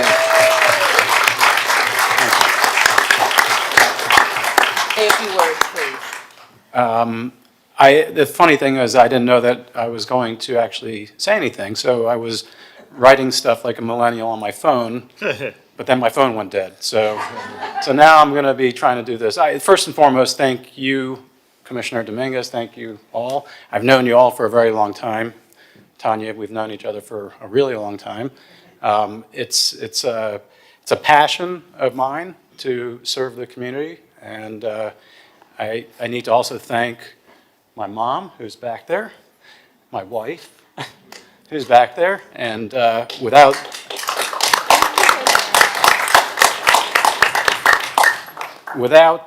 their support, certainly my wife, I wouldn't be able to do all I do for the community along with work and et cetera. So I love you and I appreciate you both. I don't know what else I can say except thank you. And I love it, and I love our community, and I do it because almost 30 years here, I guess. And I love bringing the community together, our neighborhood together. I mean, when we grew up, I knew my neighbors. It's hard to know your neighbors nowadays for some unknown reason, but because of what we do in Nautilus Area Homeowners Association, I know my neighbors. And a lot of our neighbors know each other because of the association. So I appreciate the recognition. I'm humbled, and I'm very grateful. And Commissioner Dominguez, thank you so much for bringing this recognition, Michael. The work that you do, the community leaders and volunteers, like you do in the community is the reason why we're strong. You guys bring together the community, you fight for the community, and you leave behind a community that's more beautiful for everyone to enjoy. So thank you, Commissioner Dominguez, for bringing this recognition. Let's take a picture.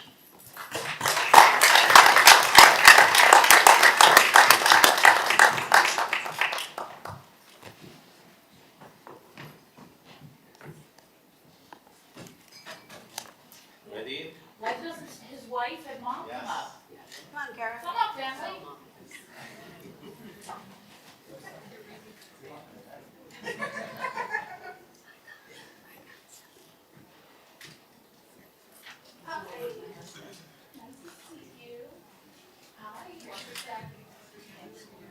Yeah, of course. I can't see you. All right, you guys.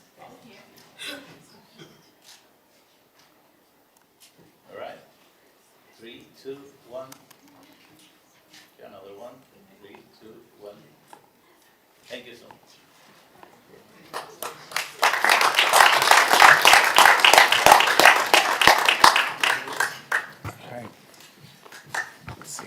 Mr. Clerk, let's call item PA2. PA2, Proclamation Cafe Avanti celebrating 36 years in the Miami Beach community, requested by Commissioner Fernandez. All right, thank you. And are Jessica and Louis in the house? All right, let's come to the front over here. We're all going to go to celebrate at Avanti later. There's actually a Scrivener's error in this because it's actually 35 years. 35 years. 35 years, but we've been trying to do this proclamation. Believe it or not, we've been trying to do this proclamation, feels like all year long. And Cafe Avanti is so busy that every time we've tried to do this, we've had to postpone it, but that's Cafe Avanti. It's a beautiful heart of Miami Beach. I think everyone has a beautiful story, a beautiful memory, a beautiful celebration, a beautiful victory that they've had at Cafe Avanti. So many of us like it for that purpose. Thank you, guys. Thank you so much. And you're just a cherished part of the Miami Beach community. Not only do you have great food, but it's your warmth. You know everyone that goes to Cafe Avanti. Thank you. You treat them like family. You give them love. And Yes, we that's do. really what makes Cafe Avanti the beautiful gem that it is in Miami Beach. Louis, Jessica, on behalf of the Miami Beach family and the greater community, congratulations on your 35th anniversary. On behalf of the mayor and the city commission, we hereby proclaim today as Cafe Avanti Day in the city of Miami Beach. Thank you, thank you. And I'm going to let Louis and Jessica say something, and then I'll open it up to the dais. Yes. I just like to thank you guys, the community. Thank you for helping us build the place that we have built there.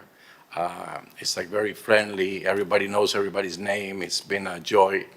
It's been 35 years of meeting people and having fun. It's been great. And with her on my side and my son as well, and the support from the family, it's been a great joy and a great ride. Thank you. Commissioner Wilson Gonzalez. I know a thing or two about restaurants. And when you're a restaurateur, you have to be there every night. And every night that you go into Cafe Avanti, you will find one of these two who are standing there patiently working over 35 years, which is a really long time. And one of the most special things about Cafe Avanti is that because both of you are there all the time, welcoming everyone, and we expect you to be there. Just kidding. All the servers welcome you. Our staff, They know your amazing, name. The amazing, bartender, the amazing. staff, the kitchen staff comes out and says hello. So, and everybody in the dining room, you know every single person in the dining room when you go there. So I congratulate you because I know the level of effort that is to be in hospitality and be there every single night. And that really is a community service at 35 years. So thank you so much. Thank you, Thank you, guys. Jessica. So I can't take credit for 35 years. Although I grew up there, I joined him almost 16 years ago. But Dad, you bought into this extraordinary community, and this extraordinary community bought into extraordinary you. You are the reason, and I am so proud of you. Thank you, guys. Louis, Jessica, may God bless you. We've been waiting all year to do this, but perhaps it's providential that we're doing it on Hispanic Heritage Month, because as a Hispanic business owners that you guys are, what an example to other people that have a dream, that come to Miami Beach to leave a legacy like yours. Thank you for being that example for so many others to follow. Thank you, Alex. Thank you.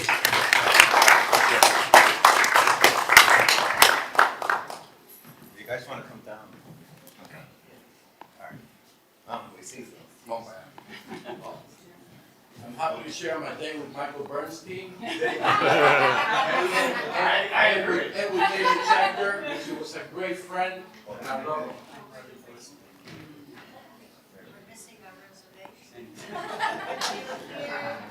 Three, two, one. 3, 2, 1. Hey, look at this camera. 3, 2, 1. 3, 2, 1. Thank you. All right.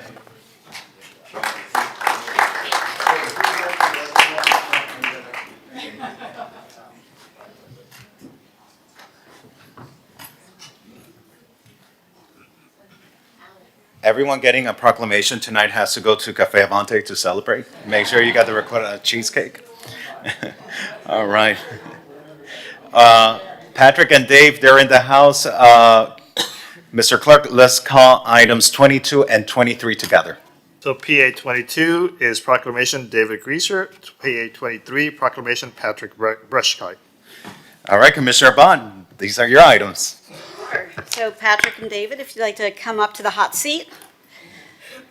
So I met you, I don't know, 3 years ago maybe, and you have always in my mind been linked and joined, and you are in your lives, and in your initiative for what you're about to be recognized for, you are as well. So it's very fitting. So you guys, the story is that you guys were paddleboarding together off of the South Beach just north of the pier, or the jetty rather, and you discovered a thriving coral ecosystem, like thriving, better than John Pennekamp State Park, thriving with a capital Thrive, an underwater treasure hidden in plain sight. Your passion for scuba diving. If you want to watch cool scuba diving, follow these guys on Instagram. They're like in the water constantly. I don't know how you don't look like prunes all the time, but you look fresh and healthy, and clearly handsome. That's a given. That's good for you. Your passion for scuba diving and environmental advocacy has led you to champion the protection of this reef and working to educate all of us about this reef to ensure that it remains a safe, accessible, protected easy for me to say, protected fifth time's a charm, protected experience for both residents and visitors alike. And your advocacy has actually inspired us, the city of Miami Beach, through my colleagues leading the charge and unanimously supporting a resolution to protect and allocate funds to protect this part of our underwater city as a marine park and a conservation area. There is a documentary that has been made about this that will be unveiled at the Sundance Film Festival, but just won a prestigious FIU award highlighting all of the work that's being done. And then also, by the way, as human beings and residents of the city, you guys are not too shabby either. You're advocates for micromobility and safe bicycling around the city. Patrick, you're a very gifted artist, and among other things, and, oh, the mic. And David, you are a forensic accountant, which sounds terrifying to me on every possible front, but you serve this community well. And so thank you for the advocacy. Thank you for leading the charge on this. It fits so beautifully with the reef line that was just dedicated. It's this sort of organic thing that already exists, and they're going to be like cousins when all those little corals get planted. And it's amazing because what you're doing in the water is what we're trying to do on the land with Blue Zone. So it's this really symbiotic ecosystem, and I'm just thrilled, and I'm proud to call you my friends. I'm so proud of who you are and what you've done for the city. It's a lasting legacy, and it's a serious one, and you guys should be very, very proud, and so should your parents. So with that, I'm going to let you guys both say a few words, and we'll take some photos. Sure. Thank you, commissioners. It's been really exciting to work on this project with all of you. Not many cities have the privilege of being next to a endangered ecosystem like we are. It's the equivalent of having a major city next to the Amazon rainforest, right. Having something as endangered as rhinoceroses on our doorsteps and residents of our city as well. So it's been a joyful process to go through this, and looking forward to partnering with the city as we keep pushing this all the way to the finish line. And do really want to thank the community. This has been possible because we've had buy-in from so many organizations and people and citizens and residents in Miami Beach. And it's been an incredible privilege to get to meet all of those people as we've gone on this quest. So thank you all. I think you guys captured everything, and we're really looking forward to working together with the city and the sustainability department to keep on making this an even more protected area for residents and visitors alike. So thank you. Commissioner Bond, thank you for bringing this item because these guys represent the best of Miami Beach and they do advocacy, but advocacy always with a smile. It comes from the goodness of your heart. So thank you for the love you give to our city. And congratulations.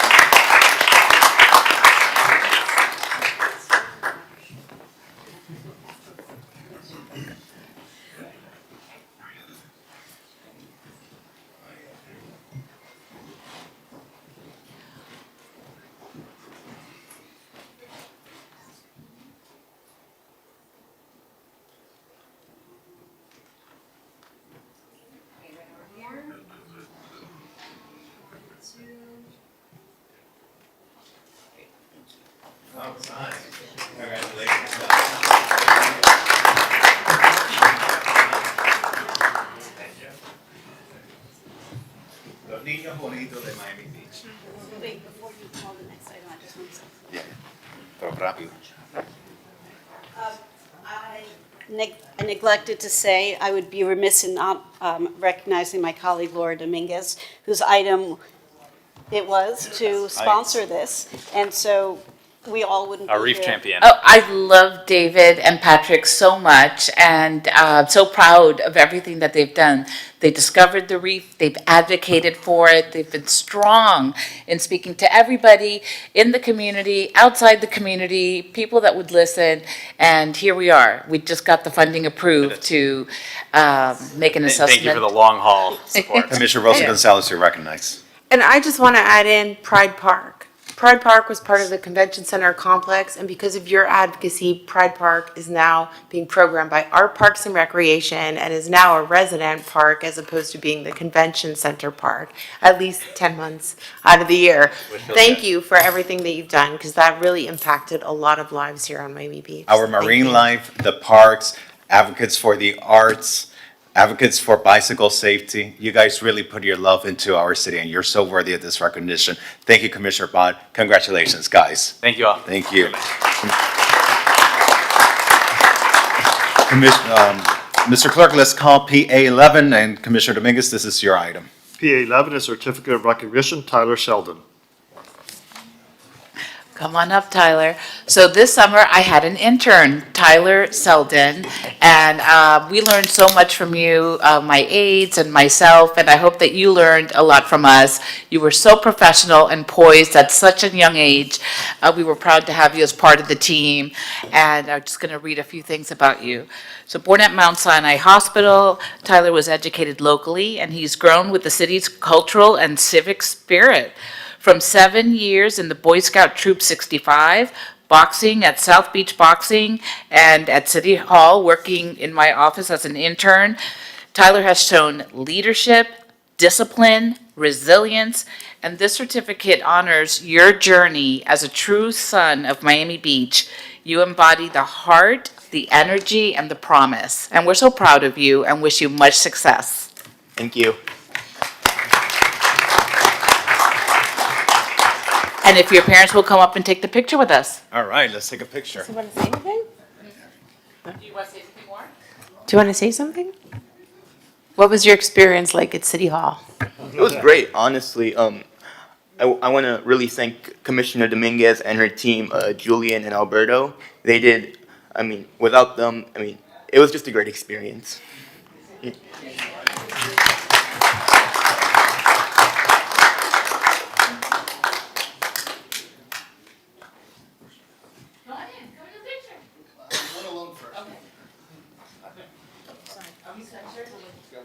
Something. We're almost sent. There we are. Center-ish.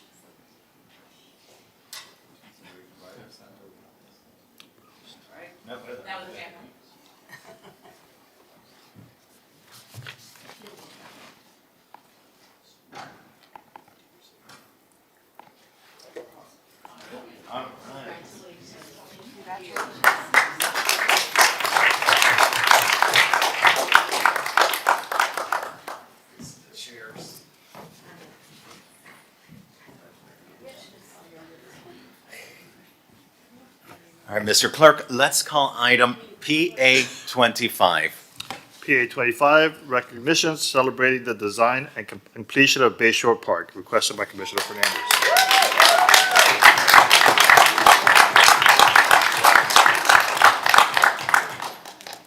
I want to call up over to the podium everyone that has been involved with Bayshore Park. And there are a lot of people that have been involved. The residents, the Bayshore HOA. I see Jelena and Leslie in the audience, and they join us in the front. I see Barry Miller and Adriana Savino. They can join us in the front. The Buslam group.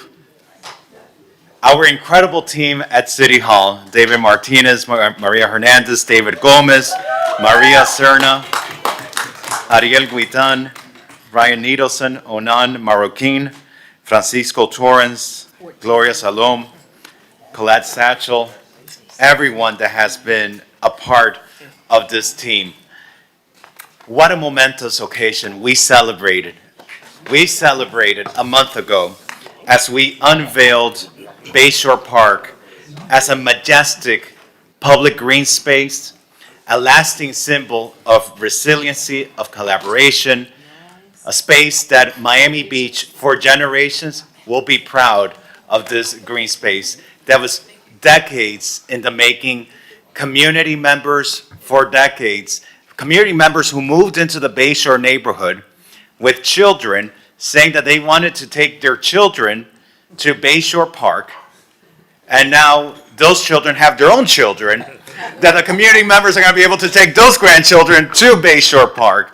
Is the advocacy of the residents, the advocacy, the persistence, the tenacity of residents like Jelena, of residents like Leslie, who never gave up, who kept on coming to City Hall and knocking on the doors of past mayors, of past commissions, who were unwavering, who continued the mission over alumni of city commissions and through city managers and through directors and through GeoBonds, till this almost 20 acres of green space finally became a reality.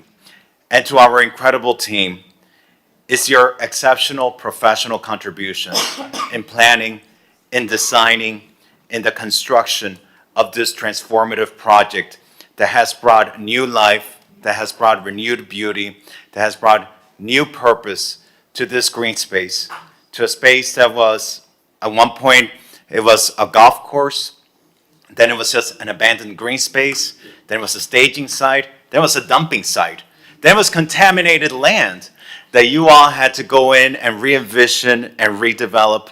What a legacy each and every one of you are leaving for the city of Miami Beach. Every single one of you. You have to be proud of this professional milestone and of this green space that all of us will be able to enjoy as a community, but generations of people who we haven't even met, and people from around the world that will come and enjoy this green space, that will go and enjoy the majesty of this beautiful banyan tree, that you not only get to see this beautiful banyan tree, but you get to experience it, that you get to walk through it, that you get to really enjoy it, that you all went out of your way to design a park that actually preserves nature, the attention to detail to preserve the mature trees and to build around them, to enhance the resiliency of the neighborhood. So it's not only a green space, but it also contributes to the resiliency and the long-term sustainability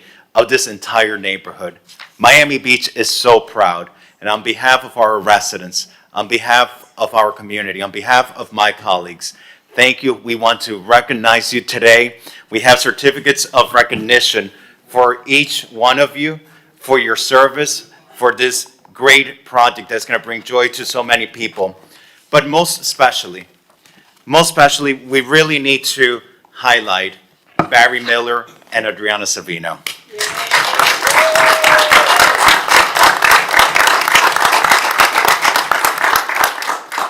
Adriana, Barry, your work in Bayshore Park exemplifies the highest standards of design and the community engagement It stands as a model for public space development throughout South Florida, probably a model in the nation and the world that other people are going to be coming from around the world to see how we did it.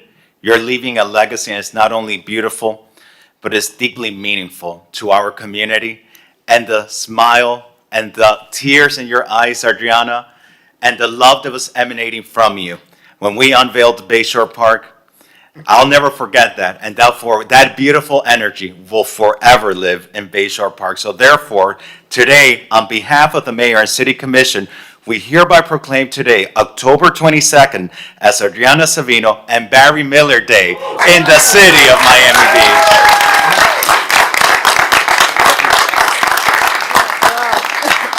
Please.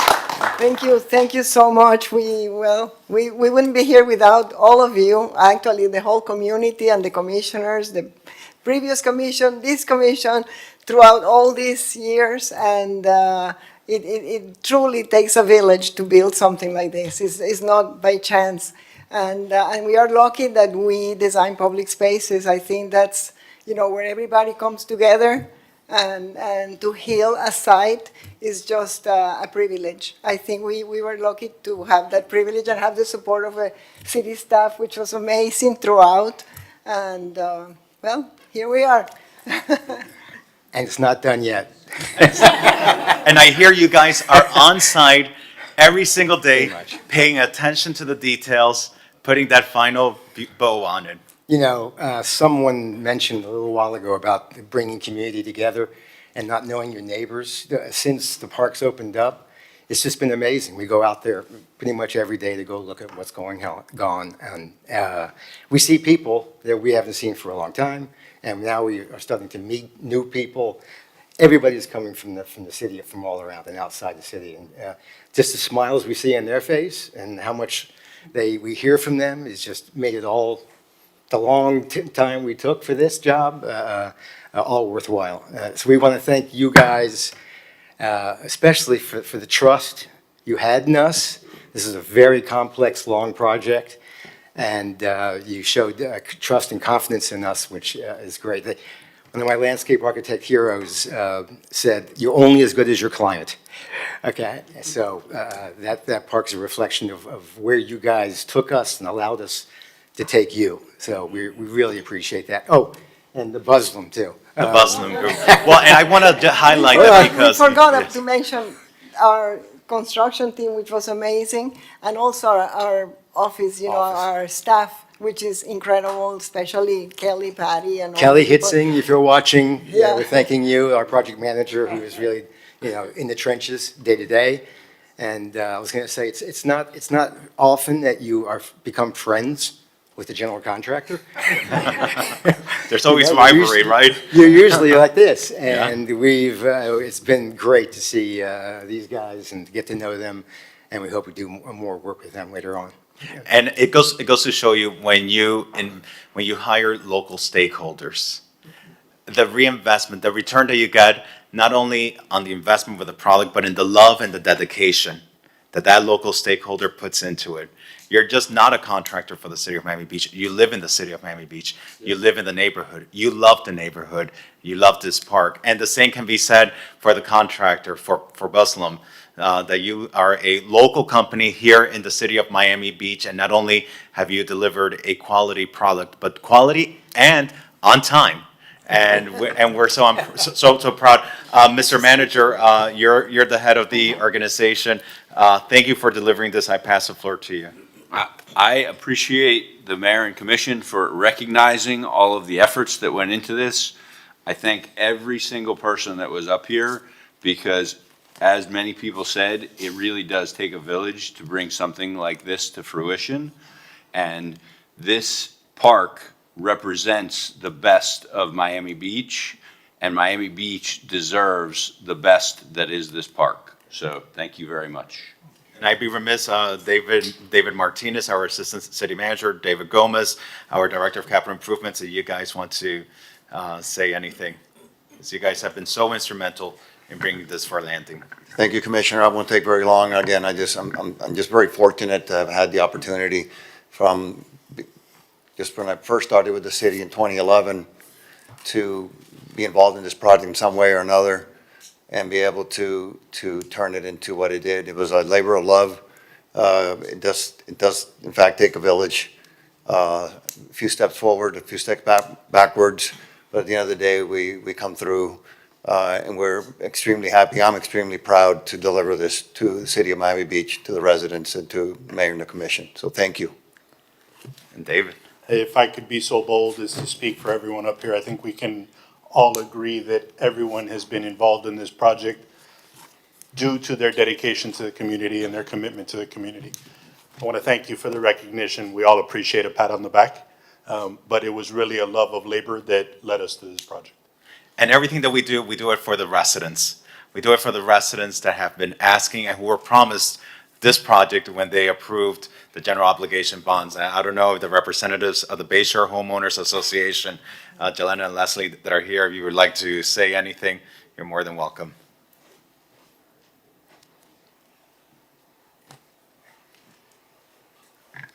First of all, I want to thank everyone that's on the dais right now, all the commissioners, the mayor currently, and as said before, previous commission members, Mr. Ricky Ariola, Kristen Gonzalez. I'd like to thank other members within Bayshore that have been at it for over 30 years, Tetya Miedema, Sylvia Winitsky, Carlos. and many, many more. Tanya Butt was part of it as well. I'd like to thank Carolina Jones from the Parks and Recs Committee, who really at the end pushed through in many ways. There's just such a big list of people to thank. Alex Fernandez, Kirsten Rosenwald. I mean, I don't know where to start and where to end. This is a labor of love for 30 plus years. I do want to thank the staff, especially Martinez, Mr. Martinez, who's always been a lifeline towards us. Mr. Gomez, sorry, I'm trying to get everything together. And obviously, so many more people within the neighborhood. We are truly a community that is thankful, and this is a park for everyone within the city. It brings people together. Like Mrs. Savino said, I go daily by the park. The playground is packed. I hear children yelling, screaming, joyful. I had hoped that would be my kids, but I'll bring my grandkids one fine day there, But it's just so beautiful to see how active, how packed the park is. People are truly enjoying it, and that was the goal altogether. It's something for everyone. So I want to thank everyone altogether and, continue on a good path for more great things within the city. Thank you. Commissioner Bond, I know you would like to. Yeah, thank you. So I do have this weird, very emotional reaction to the park. I became a baby activist working alongside Jelena and Leslie and George Esposito and Carlos and Sylvia and all kinds of other people, Tetya, trying to make this work, and the drama of what was being dumped and how could it be dumped and why was it being dumped and why the lawsuits going back decades, like all the drama. And I too thought that my kids, I could send them out for, go play in the park for a few hours and I'll call you, be home for dinner at 7. Well, they're in New York and in Miami now. They're 23 and 25, so that ship has sailed. But they have already heard how incredible this park is. And we went to the opening, and then I went back the next weekend early so I could really experience it. And the number of people just walking through with shoulders back and relaxed and joy. There's so little joy in the world right now. And this park just exudes joy and calm and beauty. And for those who might be listening or watching down the road, what folks might not know is that Barry and Adriana are not just Miami Beach residents, but neighbors, like literally adjacent to the park. And, and so this is how I got to know Miami Beach as an activist. And look what activists can do. Look what residents can do when they are single-minded and work with the city, and there's transparency and David, as you said, 2 steps forward, 1 step back, but you get there. And keeping residents engaged and active and being a part of the process is critical because great things come of it. I'm so proud of what you guys have done. It is so joyful, and people around the country are already talking about it because my older daughter's in New York with former Miami Beach residents, and they can't wait to come back and, yeah, sure, I'll see mom and dad, but I can't wait. I hear the park is the bomb. I'm like, it is the bomb. You should come. So anyhow, thank you all for the work that you've done, and it's a huge gift to the city. Commissioner Wilson Gonzalez. I just want to say a few things. First and foremost, I can't believe that we did it. You did it. So congratulations, David. I mean, we really pushed you and you got it done. But this park had every single obstacle that you could possibly imagine. I mean, at one point there was arsenic on there, and then, they wanted to change the design of the park and change the design. And then Multiple after that, there times. was the shared use path. I mean, I cannot imagine how many things. Oh, and then after that, the point person from CIP came to me at one point and said, I'm not working on that project anymore. I said, no, you are going to continue to work on this park. So, we made it through all of these obstacles. And frankly, the day of that opening, I was so proud of you and your design and Yelena and Leslie and how transformative it was, and seeing all the residents there. It was remarkable. So congratulations to all of us, because those are one of those things that you think is going to happen. It's looming out there, and we actually realized it and made it a reality. Let me follow that up by saying we haven't forgotten Kristen. Kristen was the sole commissioner back then that basically was always at our back, or not at our back, supporting us and helping us get through this in adverse times. And so we remember that. And I also wanted to do a shout out to former Commissioner Nancy Liebman, who did the same for us. You may remember the meeting. And so we always remember her. Without her, we probably wouldn't be here. It's so incredible the generations of commissioners that has taken, and we all remember our dear friend and our late commissioner, George Exposito, for whom there is a dog park dedicated in his honor inside that park. For us, it's easy. We have the simple job of bringing it in for the landing at the very end. I was very proud of the little budget thing that I did at the end, but it was like dozens and dozens and dozens of commissioners beforehand that really fought to get it to this point. And you all have made the community so proud. And to the contractor, I don't know if you want to say anything, because you guys really helped deliver this on time. And so if you want to say anything. So first of all, I want to say we're humbled by being given the opportunity to do this park for the city of Miami Beach. As you said before, we're a local contractor, and we're very proud of leaving a legacy that the whole city and neighbors can enjoy. We want to thank all of you commissioners, especially you, Commissioner Fernandez, city manager, and especially CIP for supporting us and giving us the opportunity to do this project. And we also want to thank Barry Miller, because he was a tremendous partner in this project. And like he said, it's not usual that you get along with contractors and the designers. In our case, it's pretty usual. Yeah. But we're very proud. We're very happy to have been able to do this and bring this to fruition. And it was a labor of love, and that's why it's the park that it is. On our end as well, it was a labor of love. So thank you so much for everything. All right, well, let's take a picture when we all get together.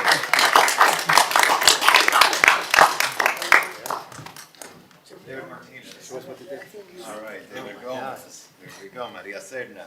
Here we go. Ariel. ¿Dónde está Ariel? Here's Ariel. Colette. Colette, here we go. Brian. Hey, Brian.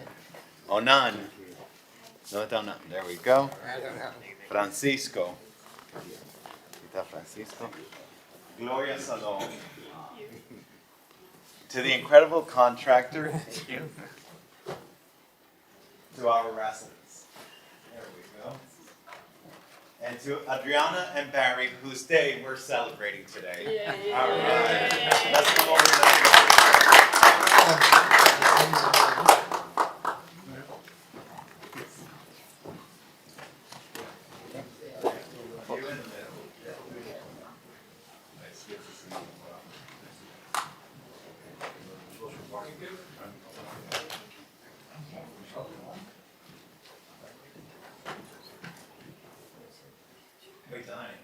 I will. Let me do a couple. Can everybody look here? Can everybody look right over here, please? Okay, ready? Right over here. 1, 2, 3. Okay, now we're looking up here. Everybody up here? 1, Okay, Sydney. 1, 2, 3. 1, 2, 3. And one more here. Ready? 1, 2, 3. Perfect. Thank you. Thank you.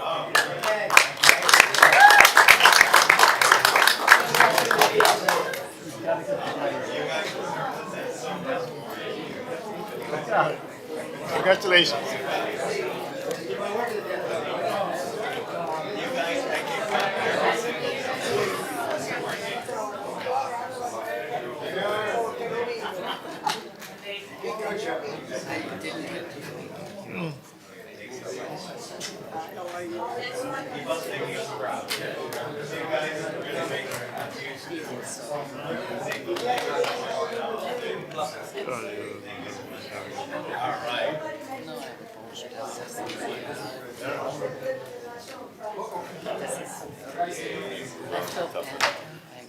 All right.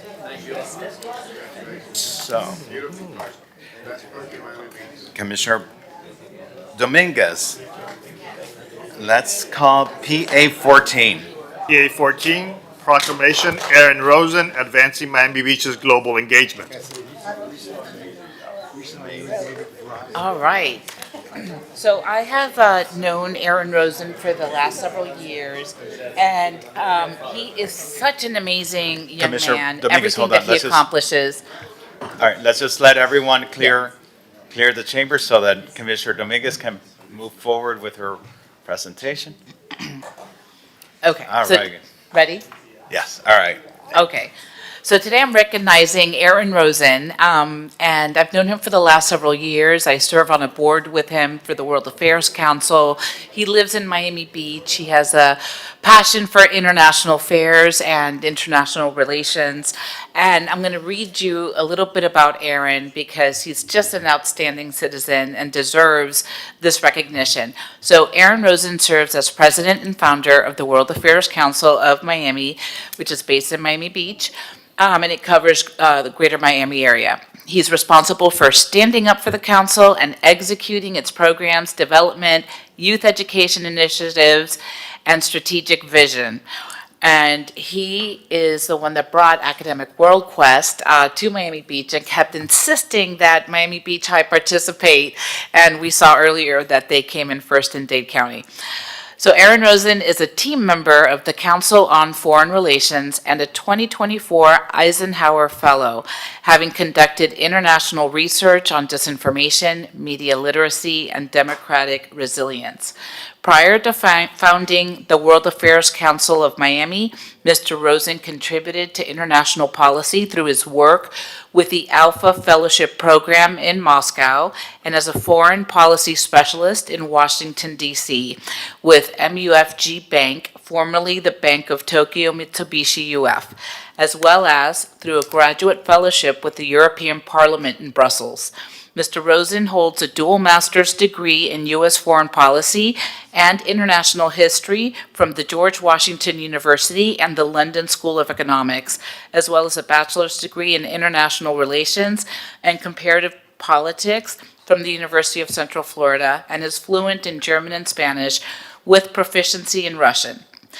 Mr. Rosen has worked with a wide array of legislative and diplomatic institutions, including the U.S. Congress, German Bundestag, Australian House of Representatives, Canadian House of Commons, Luxembourg Chamber of Deputies, the Embassy of Moscow in the United States, and the European Parliament Liaison Office to the U.S. Congress, bringing a wealth of global insight and experience to South Florida and Miami Beach.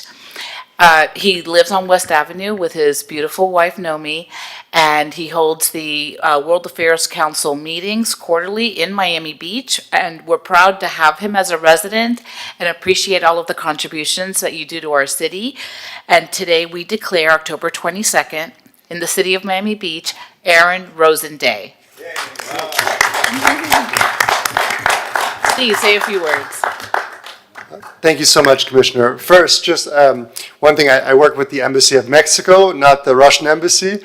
Just in these days and times, you need to clarify that. So, but thank you so much, all jokes aside, Commissioner. I'm very grateful for your support. Thank you to the City of Miami Beach. I also want to recognize my wife, Noemi, who couldn't make it but is watching from home. Thank you very much for your support. The Commissioner and her late partner, Mark, who many of you, if not all of you here, know, had been public supporters of the World Affairs Council for several years. Their support and Laura's continued engagement and support has reminded us why year after year we choose to base our organization and my life here in the city of Miami Beach. The quality of life doesn't hurt either. The World Affairs Council is a 501c3 nonpartisan nonprofit that works to educate the public here in Miami-Dade County about U.S. foreign policy and international affairs. A key program of ours, as the Commissioner mentioned, is Academic World Quest, which is our flagship youth education initiative. You heard about it earlier from the Commissioner when she honored the students and the teacher. But I want to just take a moment to recognize it because it's something that we've worked very hard on and I'm very proud of. It's a free of cost program for students, public, private, charter school students from across the county to essentially learn about international affairs, geography, trade policy, international economics, and current events. And it's also a youth leadership program to help students take that abstract interest in the world and develop a career in policy. With Commissioner Dominguez's support, as she mentioned, we were able to enlist Miami Beach High this past program year, and they came in first in the county, so we were very proud about that. One of the things that we do when a school wins is we fundraise and we send the students and their teacher to Washington, D.C. free of cost. The reason why we do that is because we know that it's very difficult to enter a field that some see as quite elite and sort of out of touch. So we raise the funds to send the students to meet with foreign policy professionals, to visit embassies, to visit the U.S. government directly while they're still in high school to get their foot in the door. I want to take a moment to recognize that these past students from Miami Beach Senior High, they went to the U.S. Treasury to learn about U.S. sanctions policy firsthand. They met with the ambassador of Mexico to the United States directly. They were at the U.S. House of Representatives subcommittee on the Western Hemisphere learning about U.S. foreign policy in the Americas. And they were also, they met with the Embassy of the United Arab Emirates to learn about U.S. policy in the Middle East. These are kids that are 16, 17, 18 before they're going to college, getting their foot in the door. And it's something that the World Affairs Council is really proud to provide as a service. And I'm very grateful for the Commissioner's support in enabling us to do so year after year. So thank you to all of you, to the commissioners, to the city, and to the broader community. Without that support, we wouldn't be here. I'm very grateful. Thank you. Congratulations.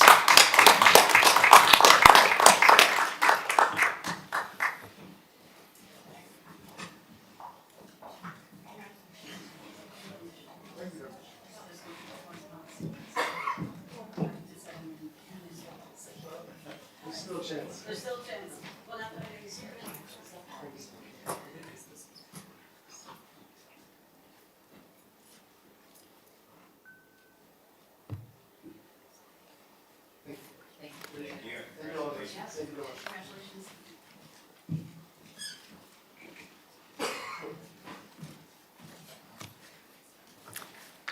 Okay. Thank you, Commissioner Dominguez. With that, let's call a man who needs no introduction.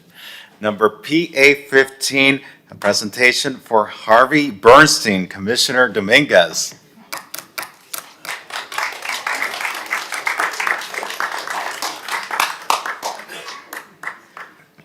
Well, Harvey Bernstein is a dear, dear friend of mine and almost a birthday twin. His birthday's a day after mine. But here we are today to honor 20 years of Miami Art Zine. And he's been celebrating for the past 2 weeks because I've been to at least one function, and this is very well deserved. So MiamiArtZine.com was founded in 2004 by Harvey J. Bernstein as a program of the Miami Beach Arts Trust, Inc., 501c3, not-for-profit organization. Whereas under Mr. Bernstein's vision and leadership, MiamiArtZine.com has grown into a trusted and respected online publication with over a dozen contributors and a dedicated web team committed to serving the South Florida arts community. For 2 decades, Miami Art Zine has provided original coverage of the arts and entertainment, offering previews, reviews, interviews, photo galleries that highlight the vibrancy of our local cultural scene. Through its online platform and weekly newsletter, MiamiArtZine.com has created an informal yet essential network of support for art lovers, arts organizations, and individual artists across South Florida. And Miami Art Zine has brought well-deserved attention to countless theaters, productions, and creative endeavors, amplifying their reach, strengthening their impact, and celebrating the value of the arts within the community. So today we declare Miami Art Zine Day in the city of Miami Beach. Well, thank you. All right. Thank you. Harvey, you want to say a few words? I really know how to clear a room, don't I? Anyway, you want the short speech or the long speech? Anyways, we started 20 years ago, and it was the arts weren't being covered by the newspapers, and it kind of came together with a few people, and we made it happen, and here we are 20 years later. We have 17 people working on it in Brazil, Mexico, and all over Miami and Fort Lauderdale, and of course, Miami Beach. So to represent the people that cover Miami Art Zine is myself and Charlotte Liboff. Would you please come up? So this is a double honor to get this from the city and to get it from Laura Dominguez, and thank you.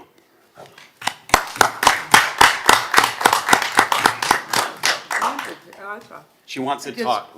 No, I just wanted to thank the commission and say how proud we are to be able to represent the arts here, particularly at a time, as you know, where the arts are basically in jeopardy. And thank the city of Miami Beach for stepping up and putting in to make up the shortfall that the state eliminated. I think we're the only city that did that. I thought that St. Petersburg was considering it. We were the only one.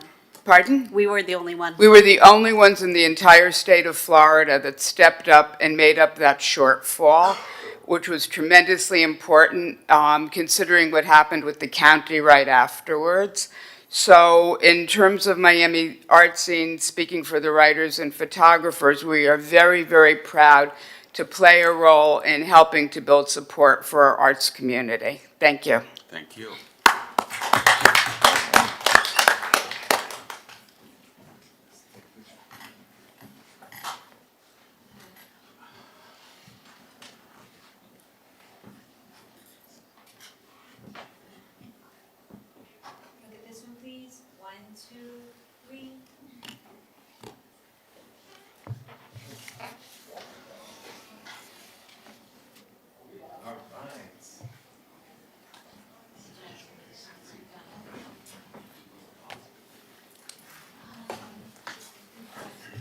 All right, well, congratulations, Harvey. Miami Art Zine, your storytelling really celebrates our cultural life in Miami Program Beach. of the Miami Beach Arts Trust. There you go. Thank you, Commissioner Dominguez, for that item. Is Janina in the house? Yeah, let's call item number 26, Mr. Clerk. Proclamation, Yahina Piazzetta, dedication to cancer awareness and prevention efforts. All right. I want to thank my colleagues who are still joining us at this hour. We still have a few presentations left, but October is Breast Cancer Awareness Month. And when I was first elected, I had Janina come to my office. And Janina came to my office with a mission. And her mission was to educate everyone about breast cancer. She wanted to make sure that people not only had information about getting diagnosed, but about the healing process. And most importantly, about the hope that comes after you heal. Because there's always hope at the end of the day. no one does it more beautifully, with a bigger smile, and with more love than Giannina Piazzetta.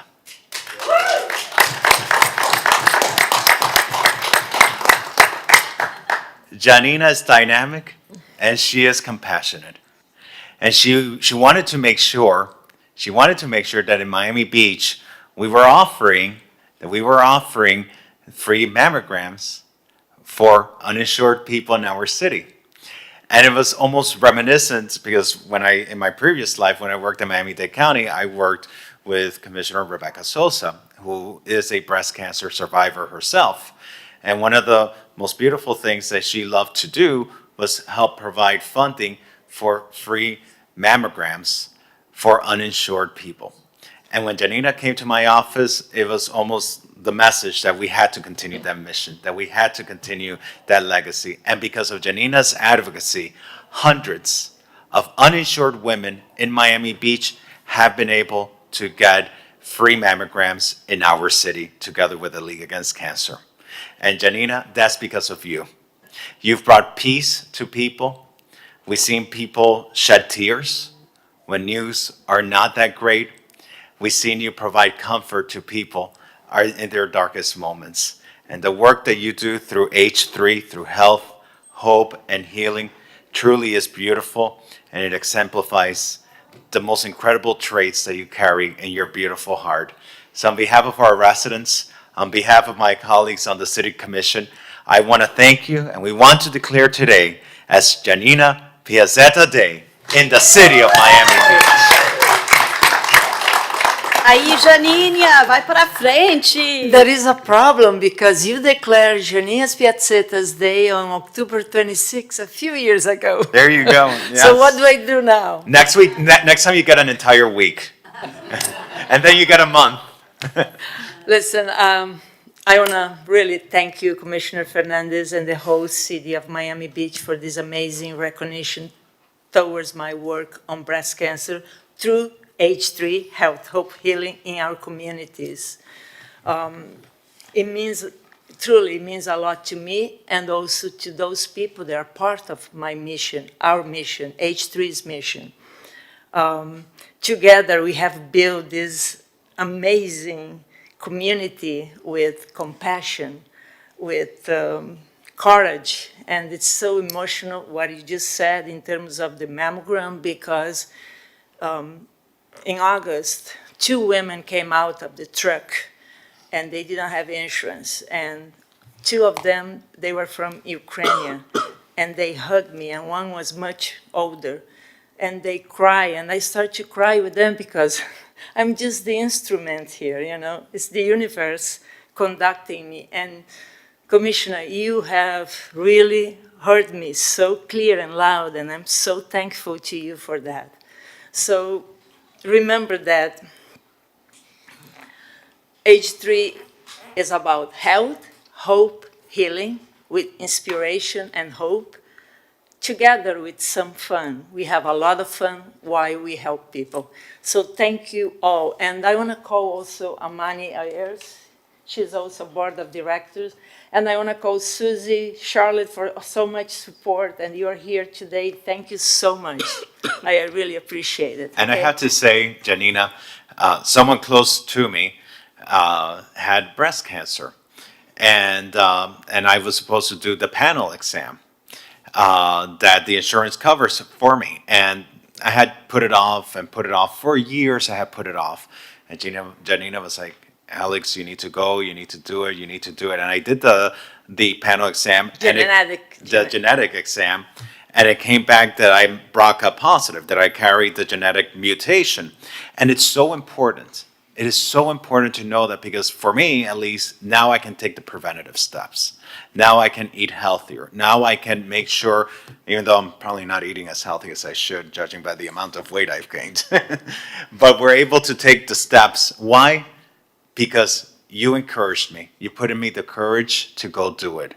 And each one of those women, you're out there, you're giving out flyers, you're going to where the uninsured people are, and you're getting the word out to save their lives. And it's the most beautiful thing. And I am so honored to be able to present to you with this proclamation on behalf of our community. Thank you so much.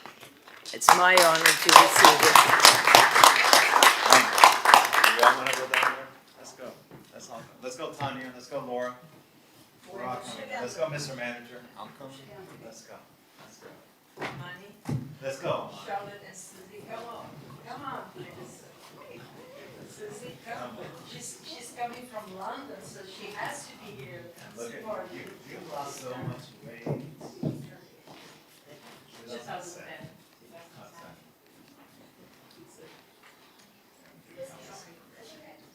Look over here. 3, 2, 1.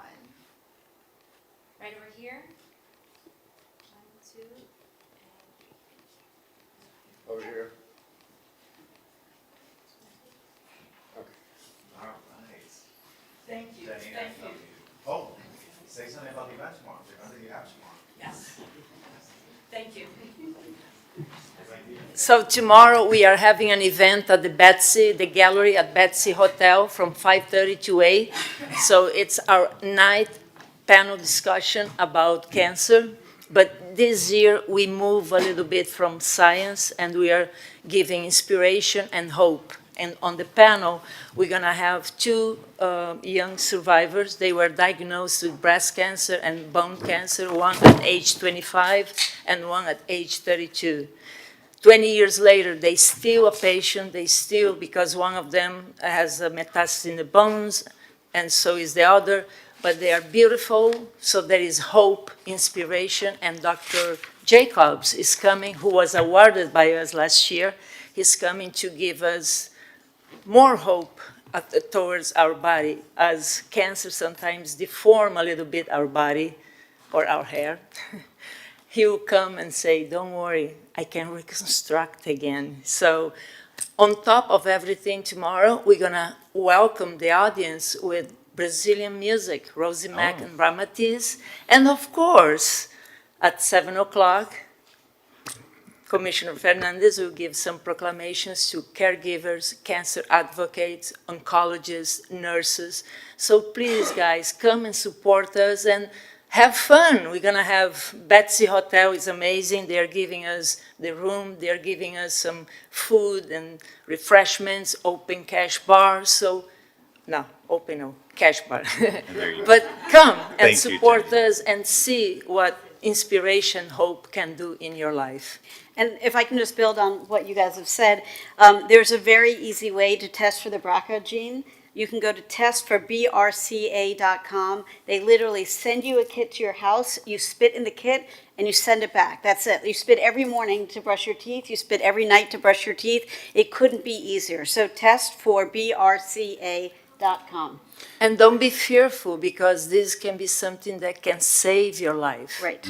And Commissioner Fernandez, thank you, because you came to my genetic, I think it was my 7th open panel discussion at JCC, which was about genetics. And that's And it's when- so important, especially in our Jewish community. 1 in 40 Ashkenazi Jews Exactly. carry the genetic mutation, and it's so important for the Jewish community, especially here in Miami Beach, to get tested. And the general population is about 1 in 500 people in the general population carry the BRCA mutation, and in the Ashkenazi Jewish community, it's about 1 in 40. And if it comes back positive, it's just another way of taking care a little better of your body. Be aware of, nothing else. That's right. Janina. Thank you so God bless much. you for your beautiful work. Thank you, guys. Thank you so much. Commissioner Bond, let's call presentation PA 21 for Linda Johnson. Is there a Linda Johnson in the house? Calling Linda Johnson. Okay. Would the real Linda Johnson please stand up? Should we do a different one while she's Sure, on sure. the, Would- let's do 24? Okay, let's do PA 24. PA 24 is Proclamation Domestic Violence Awareness Month. So Cecile?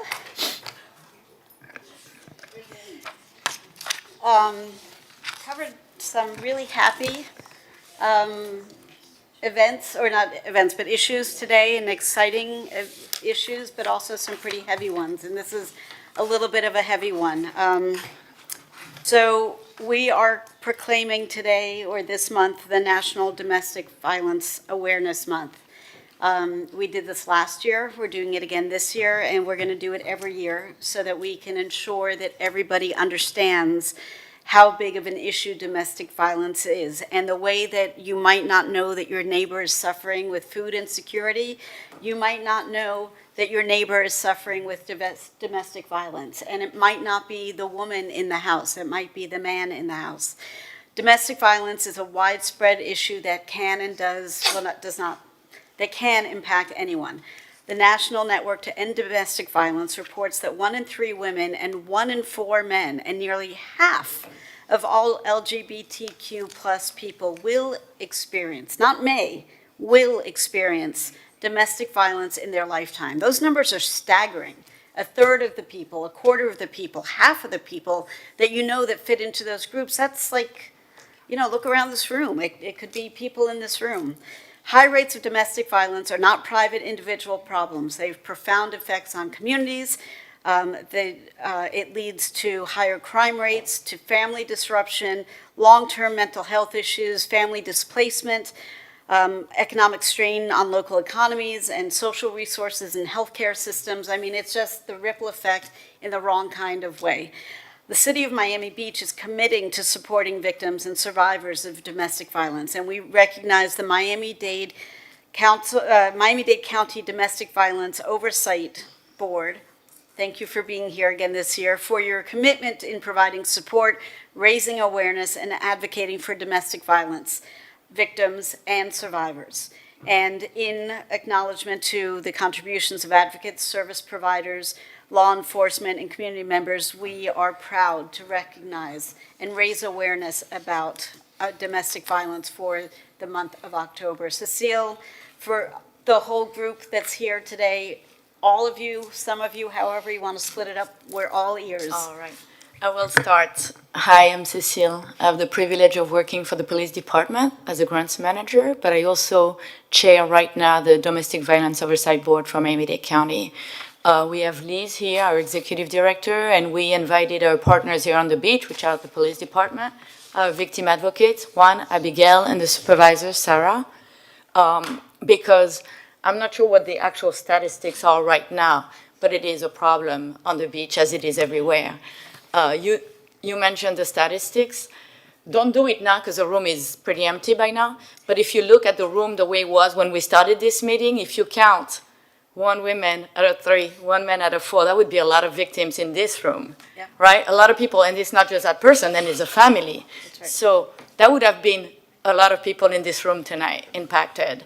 And on the beach, the victim service, they serve the victims of domestic violence, which is at some point was up to almost 40% of the cases from that unit. I don't have the statistic right now. I'm going to let Liz, who's the executive director for Miami-Dade County, who has more energy than me for sure, and is doing all the work that we need done in terms of the board and what the board does. Good evening, everyone. I am honored to be here. Thank you for the recognition again this year.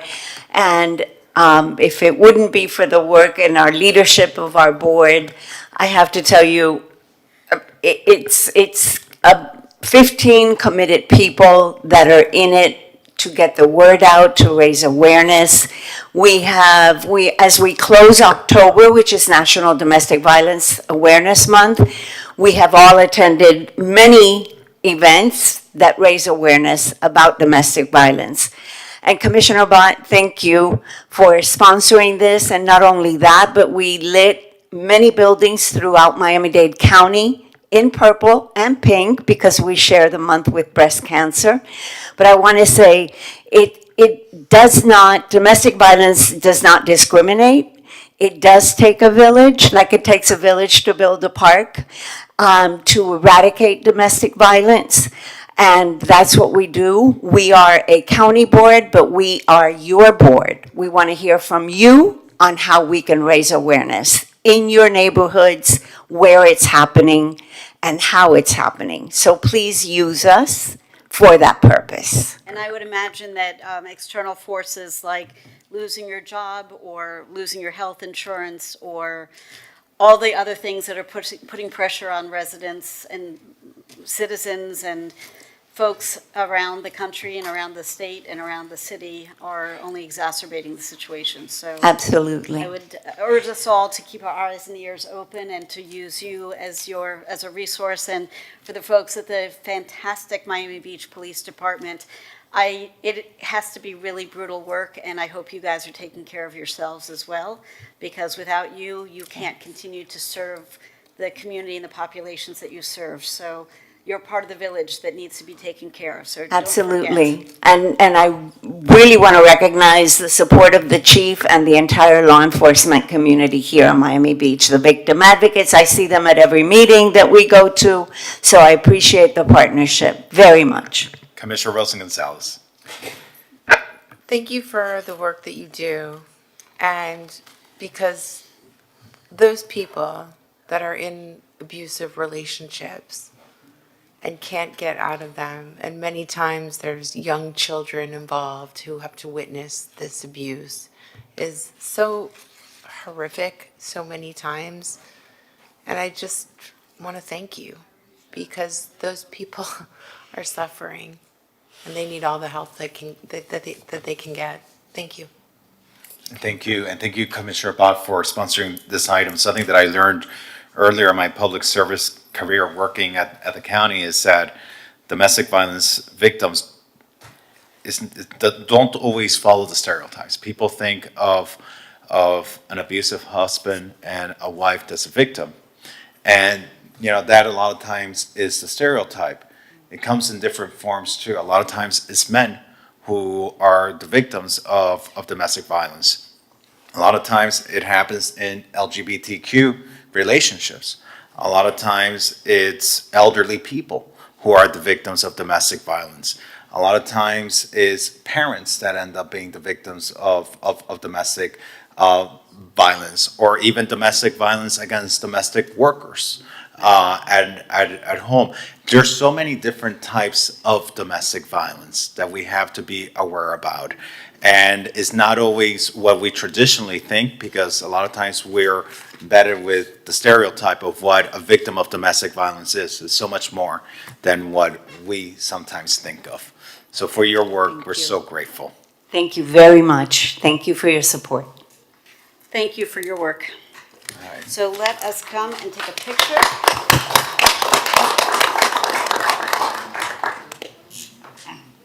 Thank you. Let's take a picture. No.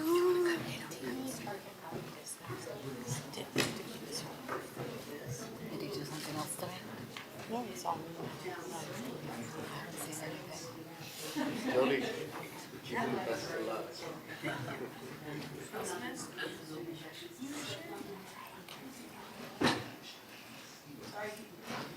This and a bunch of funny fingers.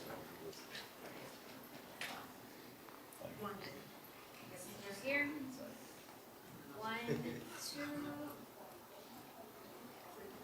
Scott, thank you. Thank you. Liz. Thank you. Thank you. It's so good to see you.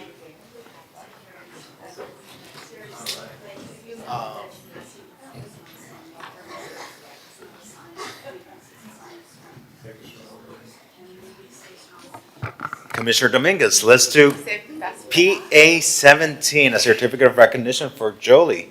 All right. We saved the best for last. Yes, we did. First, I want to thank Parkview Island President Omar Jimenez for bringing this item forward. I really appreciate it. And I am going to tell you a little bit about this special lady that's here with us today, Jolie Bogorod. So she's lived in Miami Beach for many years, and she's been a foster parent for more than 3 decades, caring for over 170 children during that time. Most of the children who have come through her home have been teenage boys, but she's also had the privilege of fostering kids of all ages and backgrounds. After her husband passed away over more than 20 years ago, she chose to continue fostering, and it always felt important to offer a safe and caring home to children who need one. She also has 4 biological children and 3 adopted children, and together she has built a family, and it extends far beyond the household. Many of her former foster children still stay in touch, and it's made her very, very happy to see the lives that they've built for themselves. Over the years, fostering has given Jolie so much, and she's really learned patience, gratitude, and the reminder that love and stability can change a life. So Jolie, we give you a special recognition today on behalf of the City of Miami Beach for everything you've done for the almost 200 kids that you've fostered through your home here in Miami Beach. Thank you and congratulations.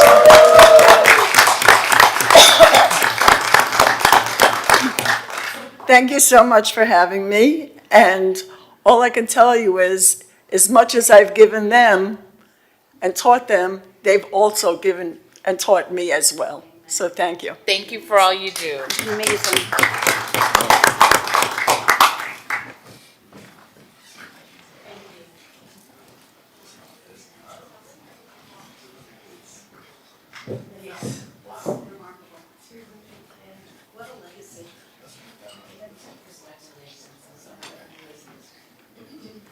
Right over here.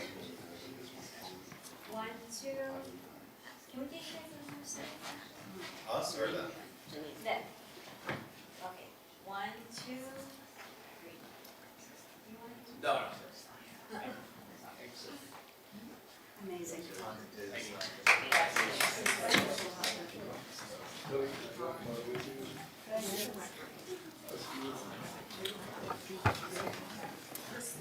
Congratulations, Jolie, and may God bless you for your incredible work. And with that, I think, Mr. Clerk, have we completed today's agenda? Yes, sir. All right, so One that she seems to have left, so we will defer that item. It was item PA 21 together with item PA 27 will be deferred to a future meeting. Thank you to everyone who's participated in today's meeting. Thank you to everyone who was recognized. Congratulations. And to my colleagues, we can adjourn tonight's meeting. Thank you. She needs the website.